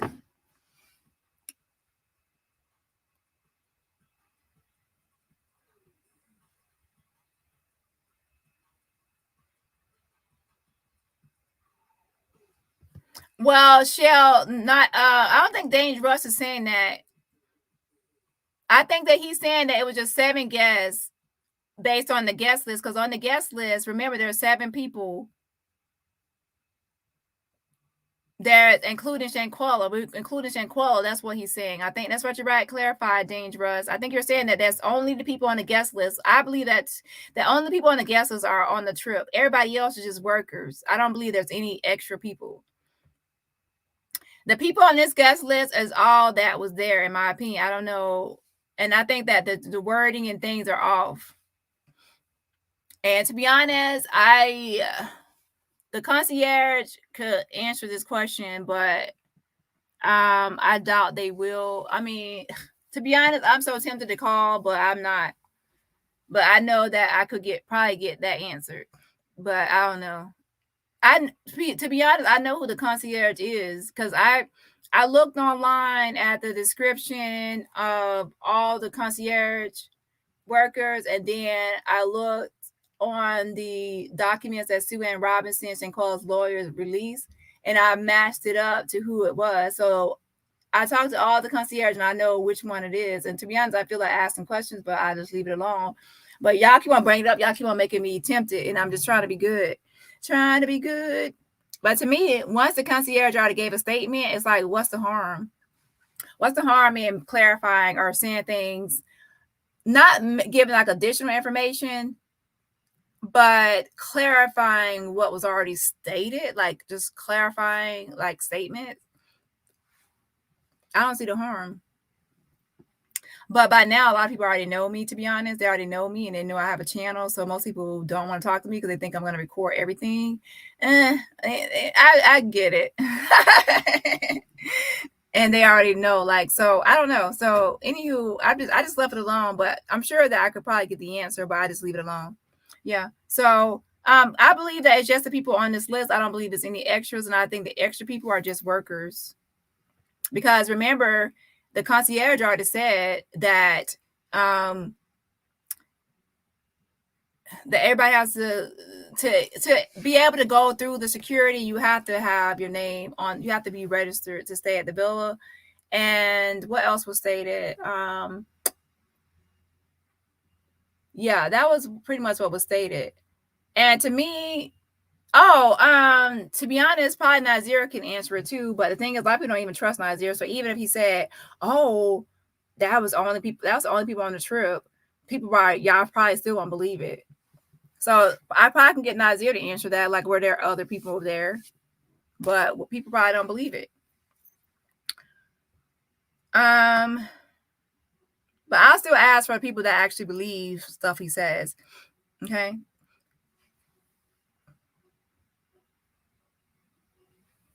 But yeah, your name has to be on here to stay at the villa, and I think that by now they would have been saying, like, Shanquella's sister and mother would have switched to say there were actually 7 or 8 on the trip. They would actually switch it from Cabo 6 to 7 or Cabo 8. That's something like monumental. That's something that's like monumental, and something that you have to say, oh my gosh, we've been saying 6 all along, but it's actually like Cabo 6. We should have been saying Cabo 8 or something. So that's something that, to me, that anybody would have announced by now. So I don't believe it. I just believe, yeah. So that's what Dangerous is saying, Shell, that there's no extra people. Now I could try to get Nazir to answer it. I don't know if he will or not. As far as the concierge, I left it alone because I don't want anyone to get fired. Fired from Cabo Villas, right? Because the concierge people actually work. But I do know who the concierge is. Ooh, I do know. And trust me, I did let him know that I know, like, remember, I had called all of them. I said, are you the one that was working? They all said something. Some didn't say outright no, but then they never said yes either. But yeah, so I did let them know, hey, I know it's you. But I also told them that I wouldn't say who it is. So I made a promise, so I got to keep it. But woo, it's hard. It's hard because it's like, it's kind of like their information, what can I say? They are like an intricate part in all of this. So it's kind of hard not to mention things without giving things up because they're like an intricate part. Yeah. So it's kind of like if someone is a big part of something and then you say you're not going to mention them, but how can you not mention them when they're such a part, like a big piece of the puzzle? Right. So I kind of like, I wish I never said it, but I keep my promises. So that's on that. But I kind of wish I never said it because they're like an intricate part. So yeah. So Jamie Woman, hey. So she believes it was 7 as well. And yeah, Sarah says, and that couple could have been anybody, at least in Khalil, Shanquella, and Khalil, etc. They didn't specify who, at least I didn't see that. Yeah, exactly. So to be honest, like, I want these answers too. So to me, I guess my Nazir is probably the only hope right now because the concierge is kind of off the table to be able to ask questions of.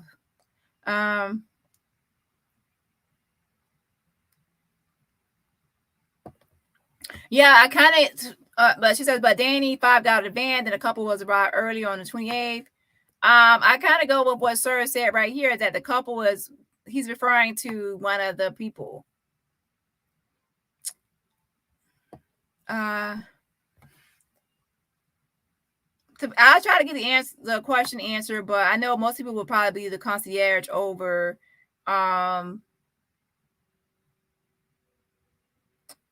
So Louisiana said in that too, but I kind of believe what Serge, my thinking is that the people are what Serge is saying, Serge's comment, Louisiana lady, that when he says a couple could be like a couple of people, or actually a couple, like as a couple, like together, the relationship.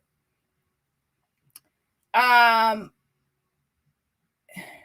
believe Serge's comment right here, that when he's talking about people arriving early, that there's some people, two people on the list arrived earlier than others, and he also counts them back in later into other statements, because I think it was GT5, God Take 5, that actually show how the same person was counted twice where y'all were trying to count. The only people confirmed in the bill had to show ID before entering the property. There was only 5 confirmed guests. Well, 6 counting Nazir. Well, I mean, Shanquella would make 7. So 7 people on the list. Everybody on the list has to show ID to stay at the villa.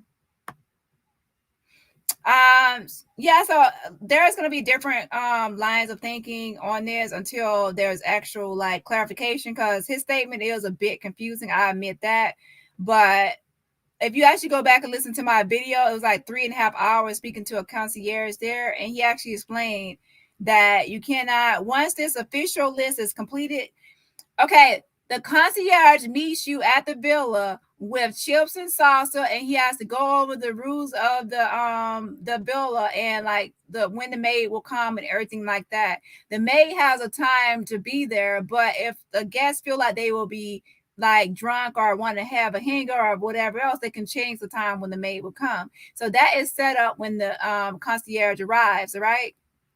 Or is there?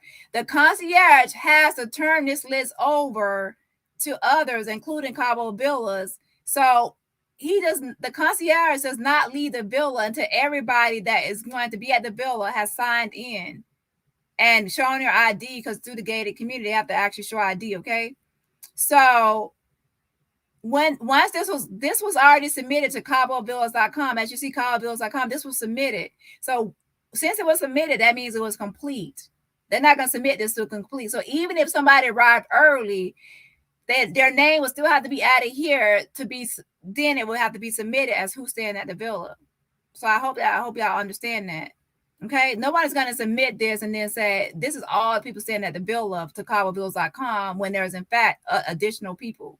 Okay, any additional people in any pictures will actually be, to me, the service workers.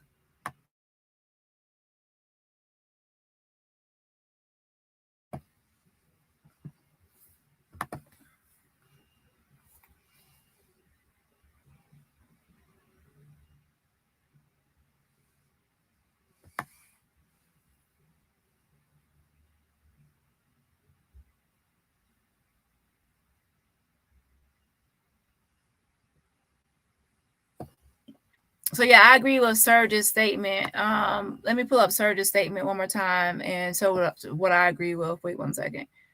Wait 1 second.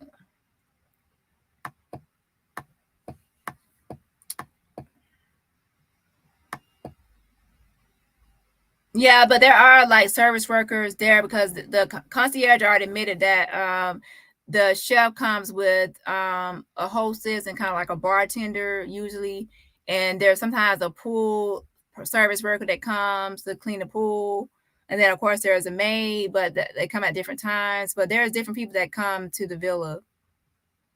But yeah, I agree with this right here that the couple could have been at least in Khalil, Shanquella and Khalil, or a mixture. It could be Shanquella and Khalil. It could be whoever. They didn't specify, or who at least I didn't see that. Yeah, they didn't specify. So again, I'm gonna ask Nazir, was there anybody on the trip? And I think that's kind of like a question. That's like a question everybody would want to know, but it's kind of like a waste of a question. Like if you had a bunch of questions to ask Nazir, that would actually be not at the top priority if I want to get questions answered, right? But I guess I'll ask the question, but it's not like a top priority question that I would have.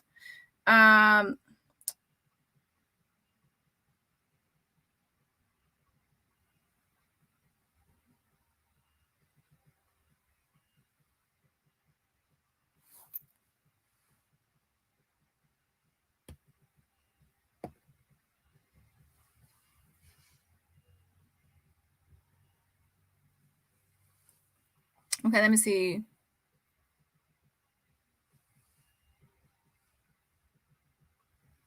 Yeah, all right, y'all. So that's gonna be pretty much it for this. I think I went over everything. I think I'm gonna really end it right now with going over the video from the most recent event. We did not watch the full things. I'm gonna end it with that, giving my thoughts on that video. And I'm sure let me put up Nazir's message one more time. Oh yeah, I forgot. I'm gonna put up the last one. My bad. Why y'all to remind me? I'm going to put the last one, but I'm going to play this other video first. While that's playing, I'm going to be uploading this other last screenshot from Nazir. Hold on 1 second. No, I just had it.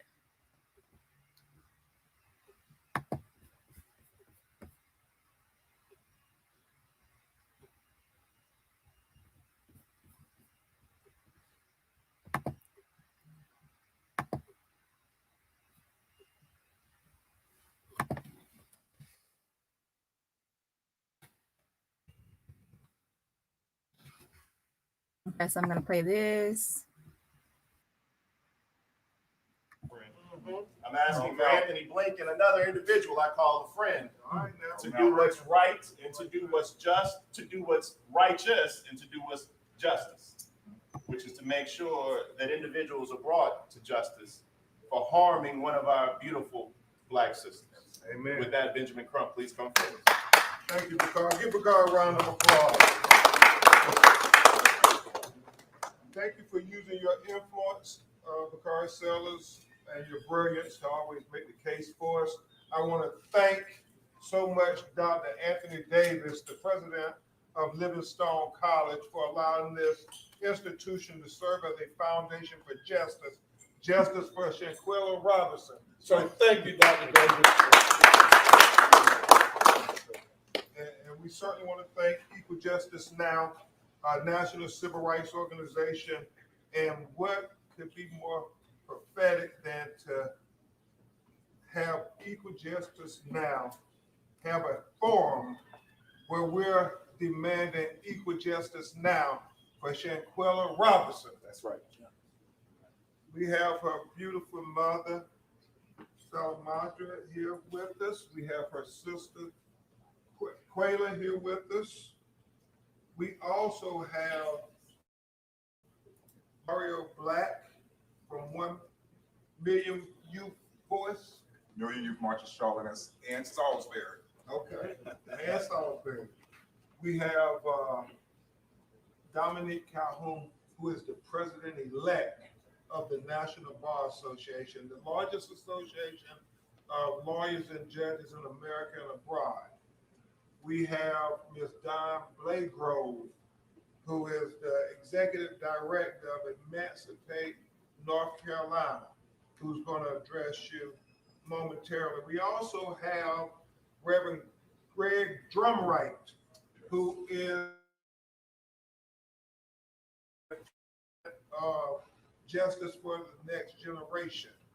We have a lot of special people here, but I'd be remiss if we didn't acknowledge Scott Exdale, who is the National Chair of Criminal Justice Reform for the NAACP nationally. And we thank all of these people because it's going to take a yeoman's effort to get simple justice for Shaquille. We have Jacob Blake Sr., the father of Jacob Blake Jr., who, as you all remember, was shot 7 times in the back in Kenosha, Wisconsin. Did not think it robbery. He knows about justice delayed. To stand where Ms. Robinson's mother and sister and their family to say, we won't forget your daughters. And so with that, I'm going to give some brief remarks, as Bakari said, and then we're going to hear from Reverend Drumwright and Don Blankgrove, Mario Black, announcing what their organizations are doing to stand in solidarity with the Robinson family. The developments, as you all know, Attorney Sue Ann Robinson, my co-counsel, and I authored a letter that we sent to President Biden and Secretary Blinken, asking them to do one or two things. And that was either to extradite the killers of Shanquella Robinson,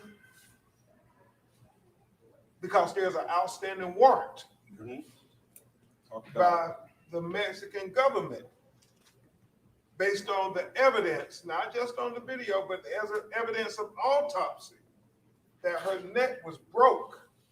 That was the cause of death. And we see how her neck got broke based on the video. Or two, to accept the concurrent jurisdiction that the Mexican government has offered America to come and have a federal prosecutor prosecute the killers of Shanquella Robinson. And the reason that is an option, when you think about it, everybody involved were U.S. citizens. I don't have to tell you all this story. Her and these alleged friends went to Mexico for a vacation. And for reasons we cannot think of, it's inexplicable, whether it's envy or what, why they would murder. Why they would murder Shanquella. And it's still heartbreaking to think about the video. And so we have put the issue right at the footsteps of the White House. Take it to him.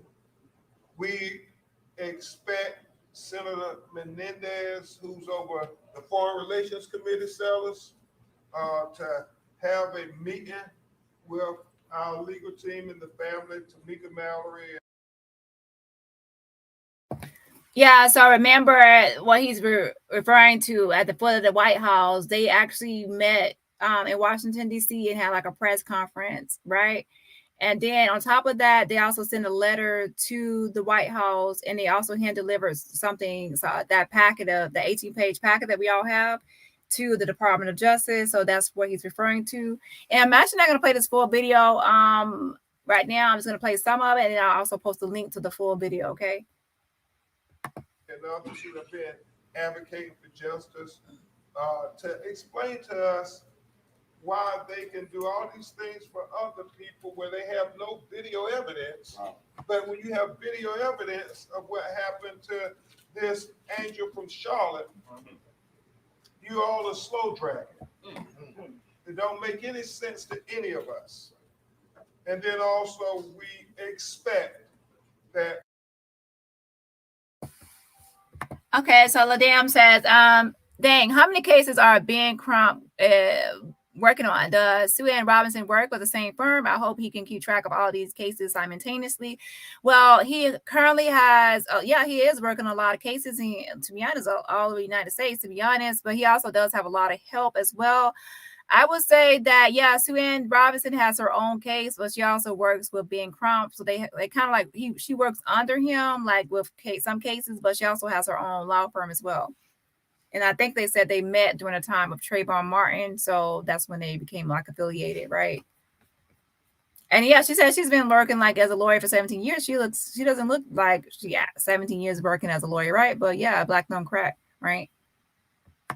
We're going to have, whether virtually or in person, a meeting with the White House after the 1st of April. At least hear something from them in regards to our request. Now, they have been very cautious to say they don't want to interfere with the State Department and prosecutors, and we respect that. However, Sherry says, I don't believe Joy was there until I see otherwise. I'm not riding that wave. Cell phones ping, and even if she works for I guess American Airlines, I don't know if you mean she's not invisible or an exception to the rules. She has to check in. I don't know who's saying that Joy was there. She's clearly not there. Like, Joy Elise is very she's into being seen. Like, she likes to be seen. She loves taking pictures. And if you actually pay attention, like, her previous trip was in Cancun, Mexico, with some of the same people, like Dejanay, Winter, and Elise. And so she definitely loves to be in the spotlight and loves attention and loves pictures. So if she had went on the trip, there will be even more pictures and videos circulating out here. Now I do believe that she is some like that maybe have been sent things or whatever else, because she's so tied to those people. I wouldn't be surprised if she actually sent things or she actually was observing their stories, because Now, is it possible that she's probably supposed to go on a trip and didn't? Yeah, but was she on the trip? No, she takes too many pictures. Like, even more than Shanquella, Joy Elise is very much into taking pictures and showing out and flexing for social media. And you can observe that, because when she went to Cancun with those girls before, child, it was a lot of pictures and videos, and we have all posted those pictures from her page, right? There's a lot of pictures. So she definitely was not there. We would have way more videos circulating. she was an American citizen. She was killed on a foreign land, on video. We expect for you to care about this black woman just like you would care about any other American citizen killed in a foreign country on video.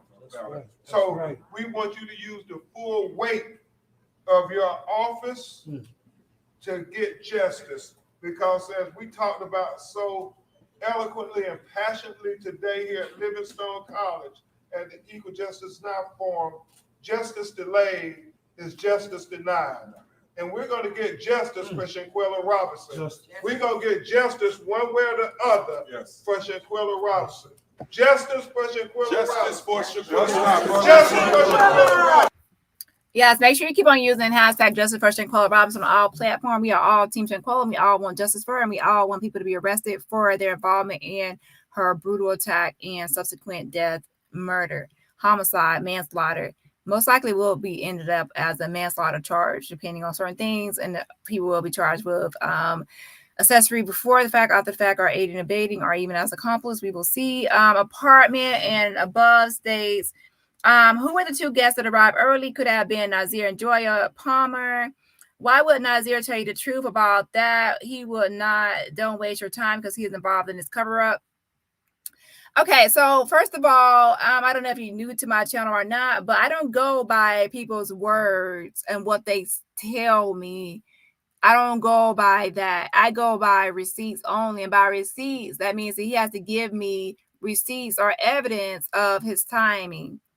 And the receipts he gave, which I don't know if you're new or not, but he gave me his boarding pass. And of course, we all know that some people can doctor up documents. So that's when I will actually take the boarding pass and I will say, hey, I actually need the boarding pass with the record locator information or some kind of information on numbers that can be tracked and verifiable information. That's when I actually called American Airlines with the boarding pass with the record locator information and gave them the record locator information. And from there, they've actually able to go in their database and actually look up the record locator information and find out who boarded American Airlines with that ticket and that flight information. And from there, they verified it was Nazir and they gave me all the information. And guess what?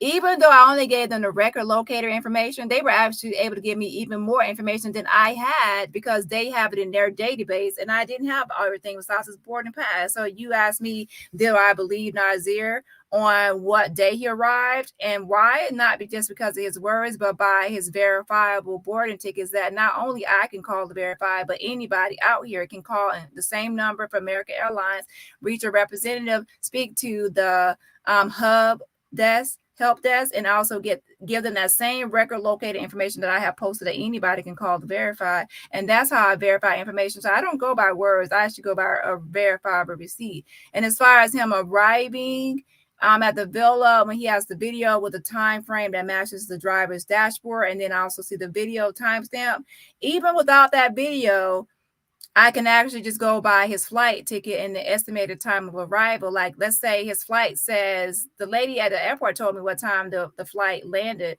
in Cabo at 12:19 Mountain Time, Cabo. And from there, I would actually take a map and say, how long does it take to get from that airport, looking at the address versus to the address of the villa. So then I would map that out with any map quest. You can use Google MapQuest, any map you have. And I will say, maybe 40 minutes based on traffic, right? So then based on that, that's verifiable. Someone can't just go from the airport to the villa, just, ooh, I'm gonna snap my fingers.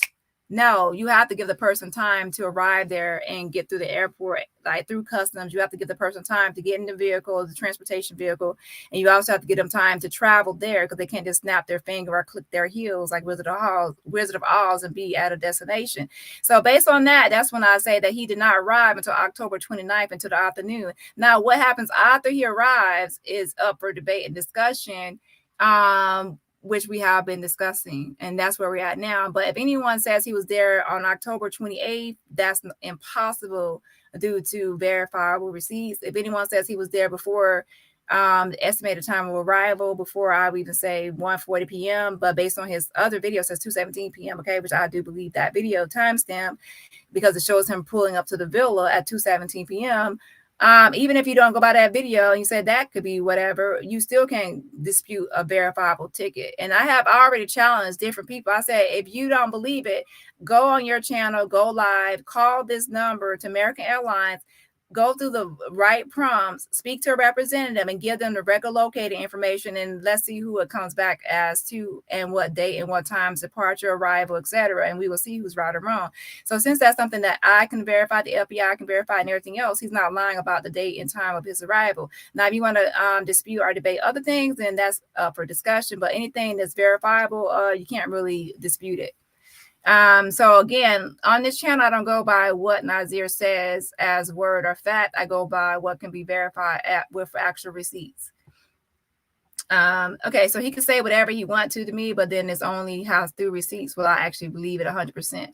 I'll take it in consideration. Maybe ask him what did they talk about on the way to the airport.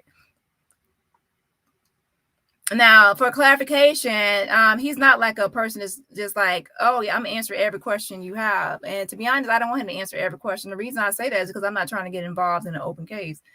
Let's see. All right, so let's go ahead and finish a little bit more of this video. And Justice for Shaquilla Robinson. Justice for Shaquilla Robinson. Justice for Shaquilla Robinson. Justice for Quill. Amen.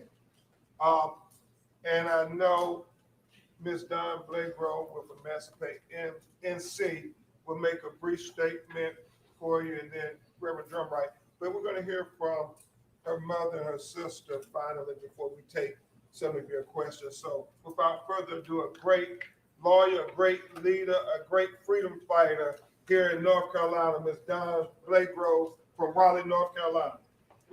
Hello, my name is Attorney Dawn Blagrove. I'm the Executive Director of Emancipate NC. That's Blagrove, B-L-A-G-R-O-V-E. Emancipate NC is an organization that is committed to ending systemic and institutional racism. Okay, Sheila says, hey Sheila, hey girl, hey. So Sheila says, article just released by WCNC says that attorneys have located all the people that were on the trip with Shanquella Robinson.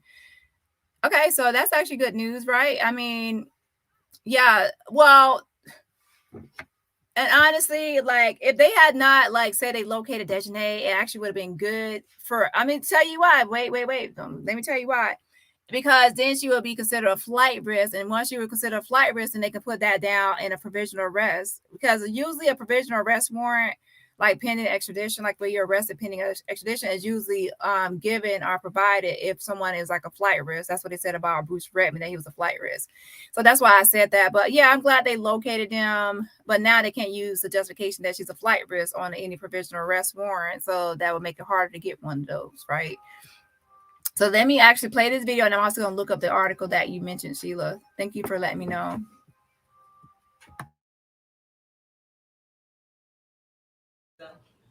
Particularly within the criminal justice system. And I stand here before you today, not just as an attorney, not just as an abolitionist, not just as an activist, but as a Black mother.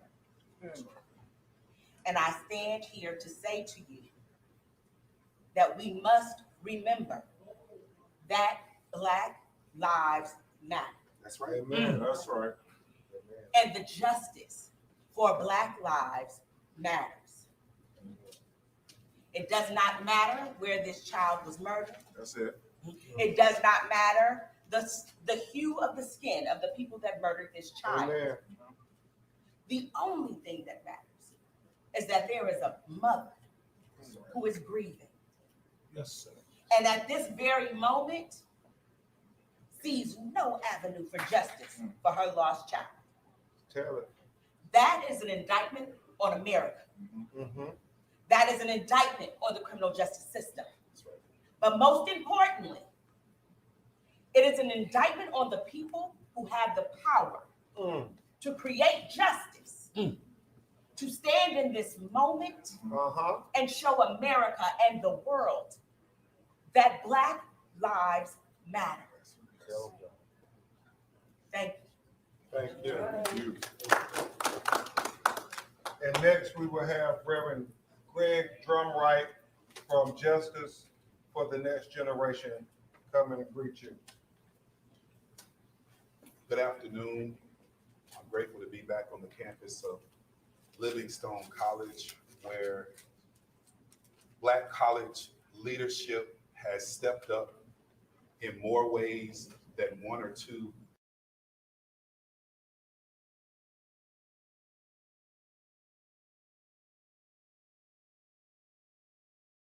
Okay, let me go at this article. Thank you again, Sheila, for bringing this to my attention. And okay, let me see. Is there a video going along with this? Let me see. Hold on. We start here tonight at 6 with this. It's been 5 months since 25-year-old Shanquella Robinson traveled to Cabo with a group of friends. You remember that Robinson died in October, on October 29th. In fact, during this trip to Mexico, a medical examiner said the cause was a broken neck and severed spinal cord. Now, Mexican authorities are investigating this case as a homicide after a video surfaced showing Robinson being brutally beaten during that trip. They've since filed an arrest warrant and have requested extradition for one American citizen identified as the aggressor, but so far, police haven't arrested anyone. Robinson's legal team is asking for the United States government to step in. WCNC Charlotte's Jesse Pierre shares more on the call for action. The family's legal team say they are meeting with White House officials next week, saying it is time that the U.S. steps up and steps in so the family can get the justice they deserve. From the streets of Charlotte to the street of Washington, D.C., the calls for justice and demands for the U.S. to take action in the case of Shanquella Robinson continue. It's been 5 months since she died in Cabo, Mexico. Justice delayed could become justice denied because every day that dissipates, every moment that dissipates, witness memories fade, physical evidence dissipates. Sue Ann Robinson, the family's attorney, traveled to Mexico herself for answers. She said Mexican authorities told her this case is a priority for them. One of the witnesses, one of the personnel then was brought in and they watched the video and identified the person attacking and beating Shanquella Robinson. And that person was named as the aggressor by the Mexican authorities. Mexican authorities have filed an arrest warrant and extradition proceedings for the aggressor identified, but no one has yet been arrested. Robinson says they want the U.S. to intervene to either extradite the person identified or ask for a concurrent jurisdiction to do their own investigation. Only the United States highest office, the president, the Department of State, really has the authority to do those things and has the authority to say to the Department of Justice, to say to the head of the FBI, you need to prioritize this case. Robinson says their legal team is meeting with White House officials next week to find out the status of the case. The purpose of the meeting is essentially to find out where the United States administration is in the protocol. The protocol dictates that the State Department has to have a communication with Mexican authorities in order to either initiate an extradition process, which would then generate a federal case in the United States. She adds they do not plan on backing down. Our government does not want to set a precedent that you can murder citizens overseas and then flee back home and get away with it. Robinson says if there's no action taken by the U.S. within 200 days of Shanquella Robinson's death, they will get even louder, apply even more pressure, and hold a bigger demonstration at the Capitol. Jesse Pierre, WCNC Charlotte. It's a bonus episode.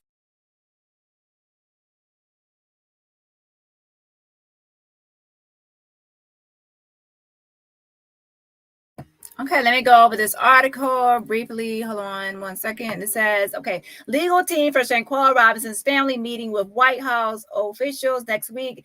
It says it's been 5 months since 25-year-old Shanquella Robinson traveled to Cabo with a group of friends. The next day on October 29th, she was dead.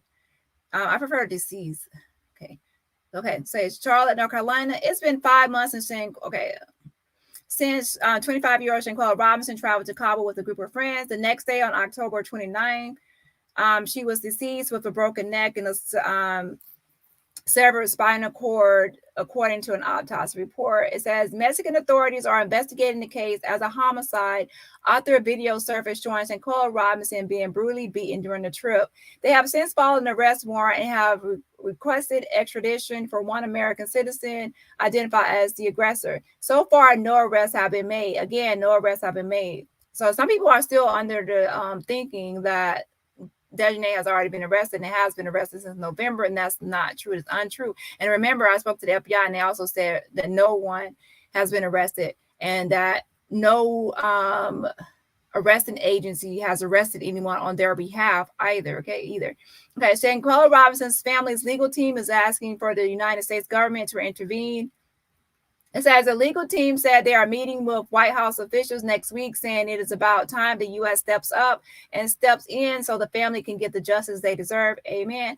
Okay, our concern and the urgency in this case is that justice delayed could become justice denied, because every day that dissipates, every moment that dissipates, witness memories fade, physical evidence dissipates. Sue Ann Robinson, the family attorney, said, and that's true. Like your recollection and memories, like you can easily remember, like, oh, what you had for breakfast maybe the last 3 days, but when someone says what you had for breakfast Monday of last week, you're probably like, unless you're a person of habit, and then you might say, oh, well, I always eat an egg, so I don't know. But if you're not, then you don't have a memory, right?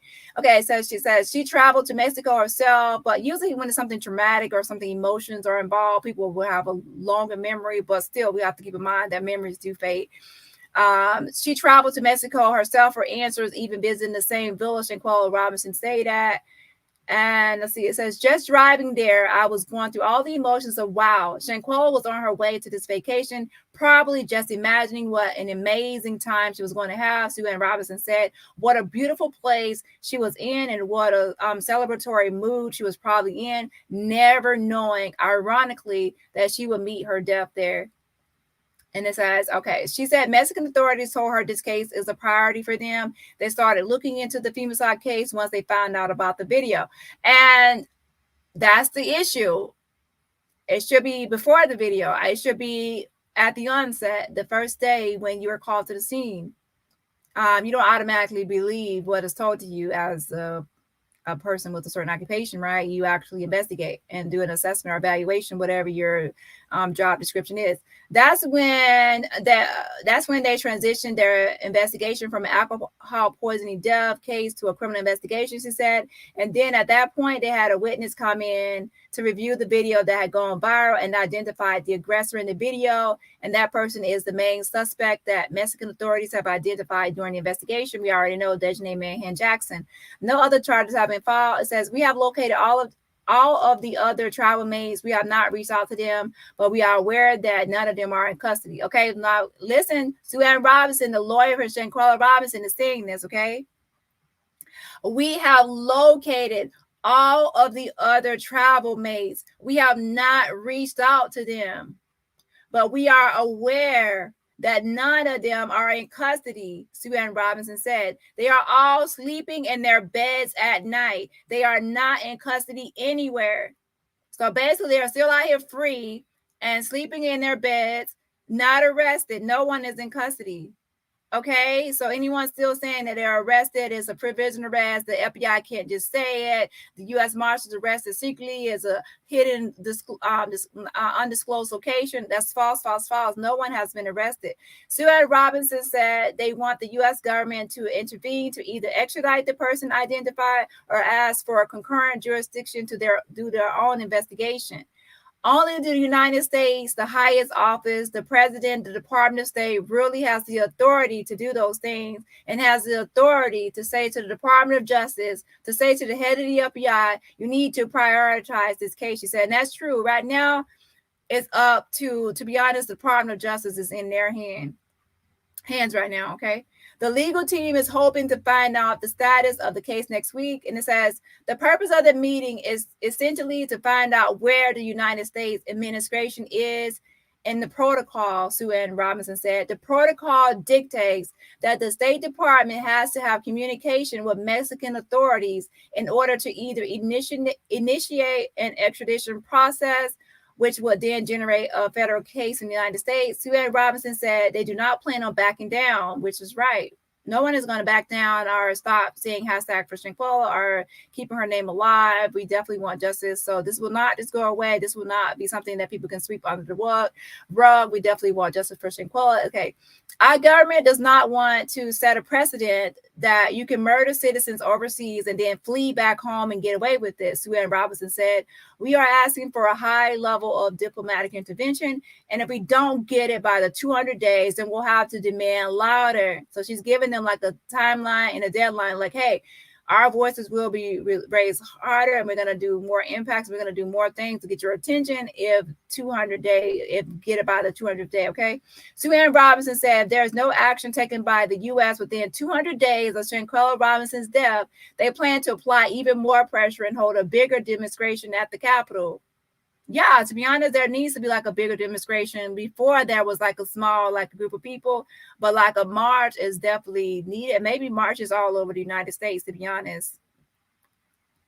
Yeah, so that's the article right there. I'm going to go over some comments and then that's going to be pretty much it. If anyone wants to finish watching this press conference video, I'm going to post a link in the chat. So I'm going to post a link to this right now. To draw attention to the issues that continue to plight our community and specifically the next generation of Black and brown people in America. I've taken particular interest in this case, like millions of people across the world, because Shanquella wasn't just a Black woman, she was a young Black woman. As Attorney Blake Rose said, her life mattered because at 25 years old, This was a young, Black, female entrepreneur. She was also an HBCU alum. Yes, sir. Graduate of Winston-Salem State University right here in North Carolina, where more HBCUs exist than in any other state in the country.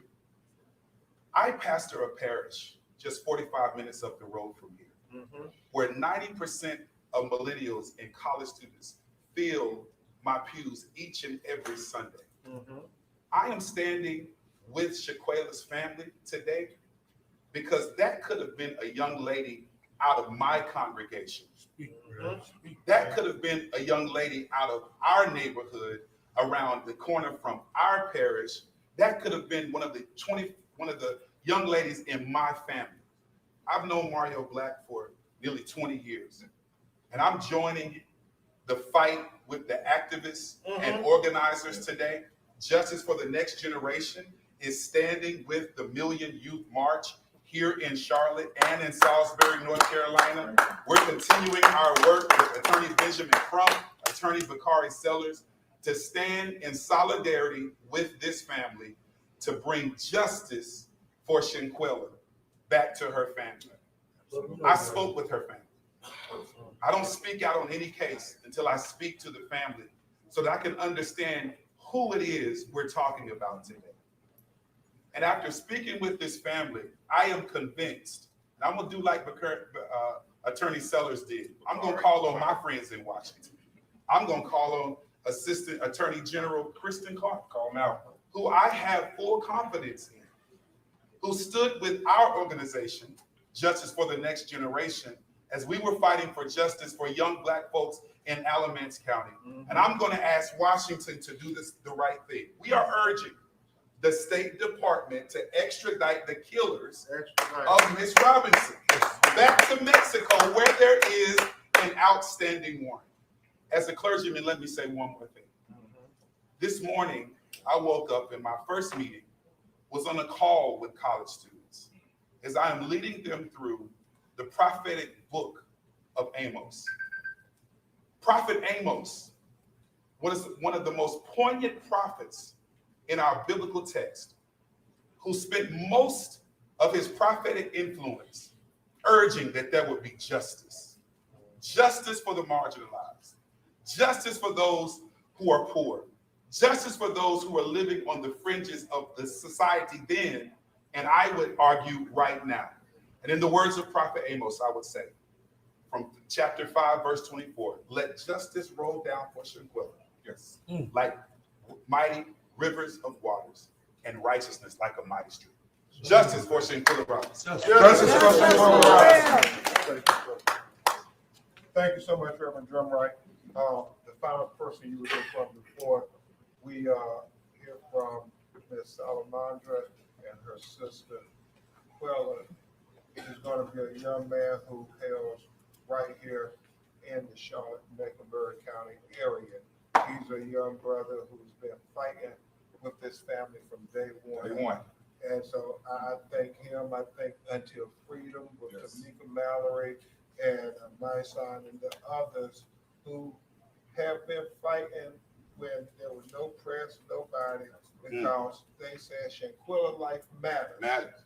And, you know, oftentimes they try to accuse us for only making noise and raising alarm if it's a white police officer that kills a Black person unjustly. Well, that is not true. It's not true. Anytime any person is killed unjustly, whether it's a Black person or a white person, we make noise because we stand for justice. And it does not matter if it is a cop or somebody in the community. If you kill a person unjustly, you should be held accountable. That's right. That is what equal justice is. And we want equal justice now. We don't want to have to come back 200 days later as Until Freedom is planning a big march on Washington, D.C. if they still haven't expedited these murderers. Okay, I posted a link in the chat to watch the rest of this video, and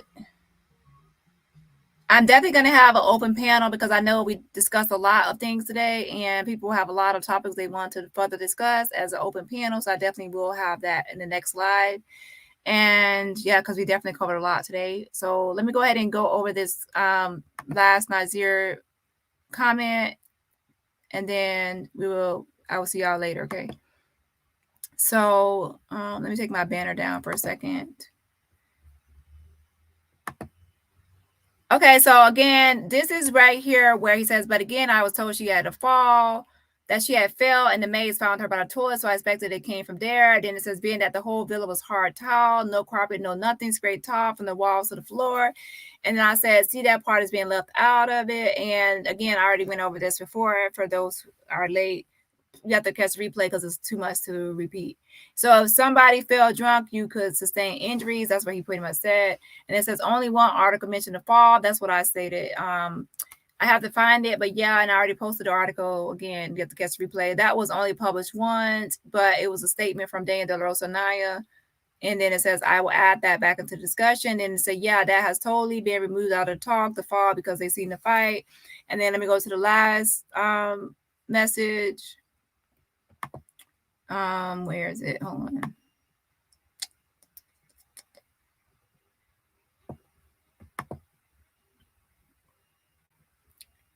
Okay, for this one right here, well, I put this. I said, well, the doctor asked about the knot on her head, according to the unofficial police report. So did someone respond to that? And then he said the fall.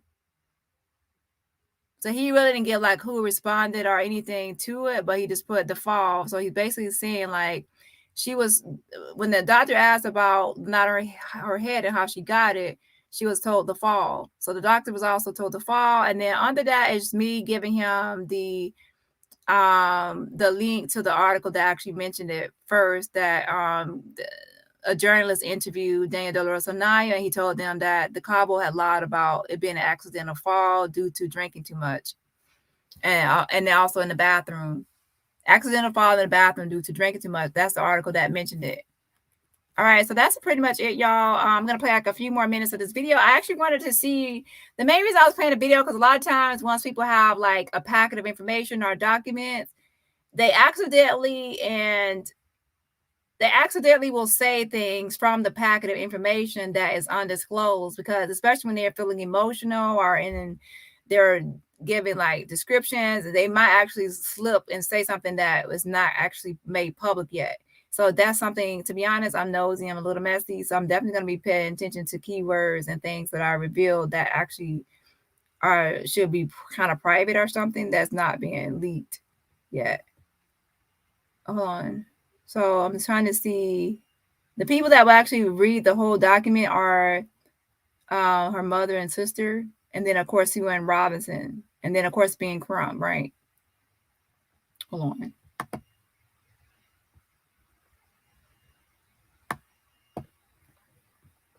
Really pushing this, and you can only imagine if that was your blood, how you would feel. So she's not a lawyer or a commentator. She's going to speak from the heart about her sister. And this is very hard for her and her mother.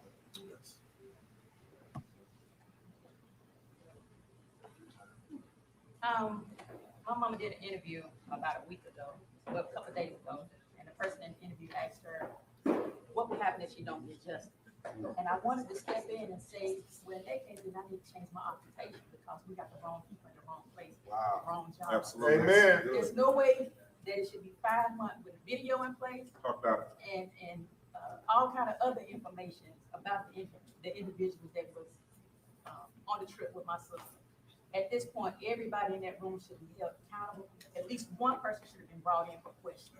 Amen. I don't understand it. We've been questioning since October the 29th of her death. We've been questioning and trying to figure out why is it taking so long? What is going on? It gets to the point where we have to question our government. And that's sad. And then it gets to the point where we have to stand up here and do press conferences. There's certain stuff that we shouldn't have to do when it's too much information is out there. That's right. And let me say this, she's absolutely right. This is something that's easy. You have a video. Facts are clear. I mean, ocular proof, visual evidence. You have an autopsy telling us what was the cause of death. My law partner, Sue Ann Robinson, should not have had to go spend a week in Mexico trying to gather facts to do the job of government officials who can arrest people every day here in Charlotte and Salisbury with no evidence at all. You got all the evidence in the world. What is taking you so long? Why do we have to put such an effort for justice for Shanquella Robinson when we know what happened to her? Sometimes it's a mystery. I know Rasheem Carter in Mississippi, the young man who was lynched, everybody, you don't know. We know who the murderers of Shanquella Robinson was. The question is, why haven't they been arrested and sent to Mexico to face the evidence? Extradite them now. Now. And we're now going to hear from Miss Salamandra, her mother, and then we're going to try to take a few of your questions. Is your name Shay or okay, obviously Miss Love. So I have one question. Who leaked that video? Who? I'm actually curious too. And to be honest, that actually was brought up, but I didn't really get the answer. But yeah, I will actually see if I can get the answer. I don't know.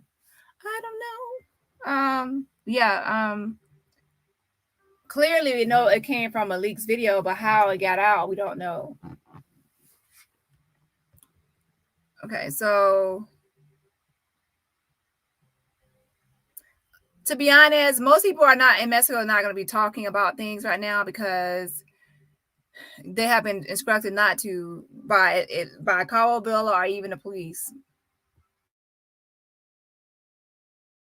Good evening. My daughter, Shanquella, was a great daughter. She was a great friend. You know, she loved people, loved life. And I don't know how no one could have done this to her. It's just terrible that they had a heart. They didn't even have a heart to do her like that. You know, she would give you the shirt off her back.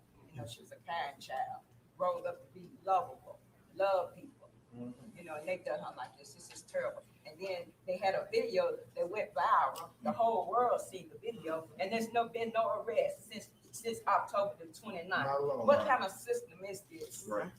I just don't understand it. We will get justice for your baby. That's We will get justice. We're going to try to take a few of your questions, if you have any. You were in D.C. earlier this month. You kind of talked about the diplomatic intervention. Has anything come out of that? Have you talked to? I know you're saying you're going to take the documents to them.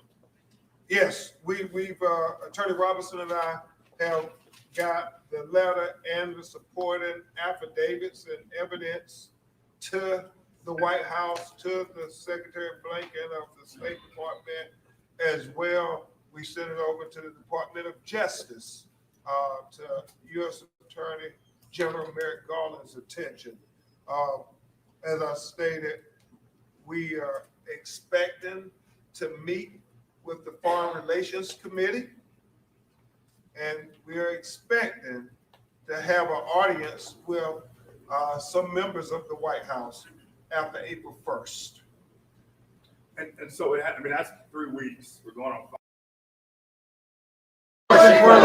Justice for Shanquella Robinson. Justice for Shanquella Robinson. Justice for Shanquella Robinson. Justice for Shanquella Robinson. Thank you. Thank you all.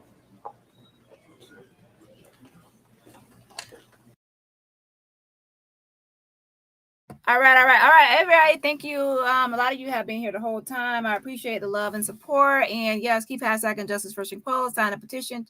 Change.org/Shanquella. Thanks to everyone who cashed out and sent a super sticker to support the channel. Thanks to everybody that hit the like button and who also hit the like button on your way out. So if you have not already hit the like button, hit that like button. And I will see y'all in the next live. The next live will be, unless something major happens, and by major, if something happens where I need to report on that, we will do that first, and then we will have an open panel, and then I will drop the link and people can come up, and we also have open chat and open panel on the next live.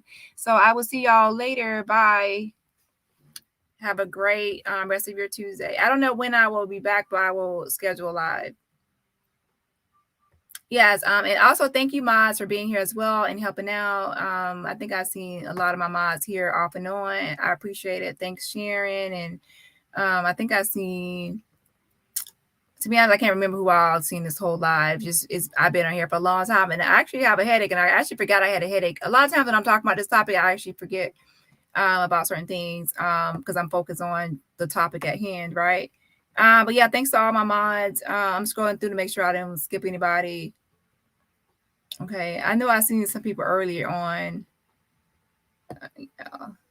Wait 1 second. I could have swore I saw Panther Queen earlier. But anyways, if I skipped over you as a mod, I apologize. This live has been going on for like 4 hours now, way longer than I expected. But yeah, I appreciate all my mods and thank you for all the support and helping out. Bye.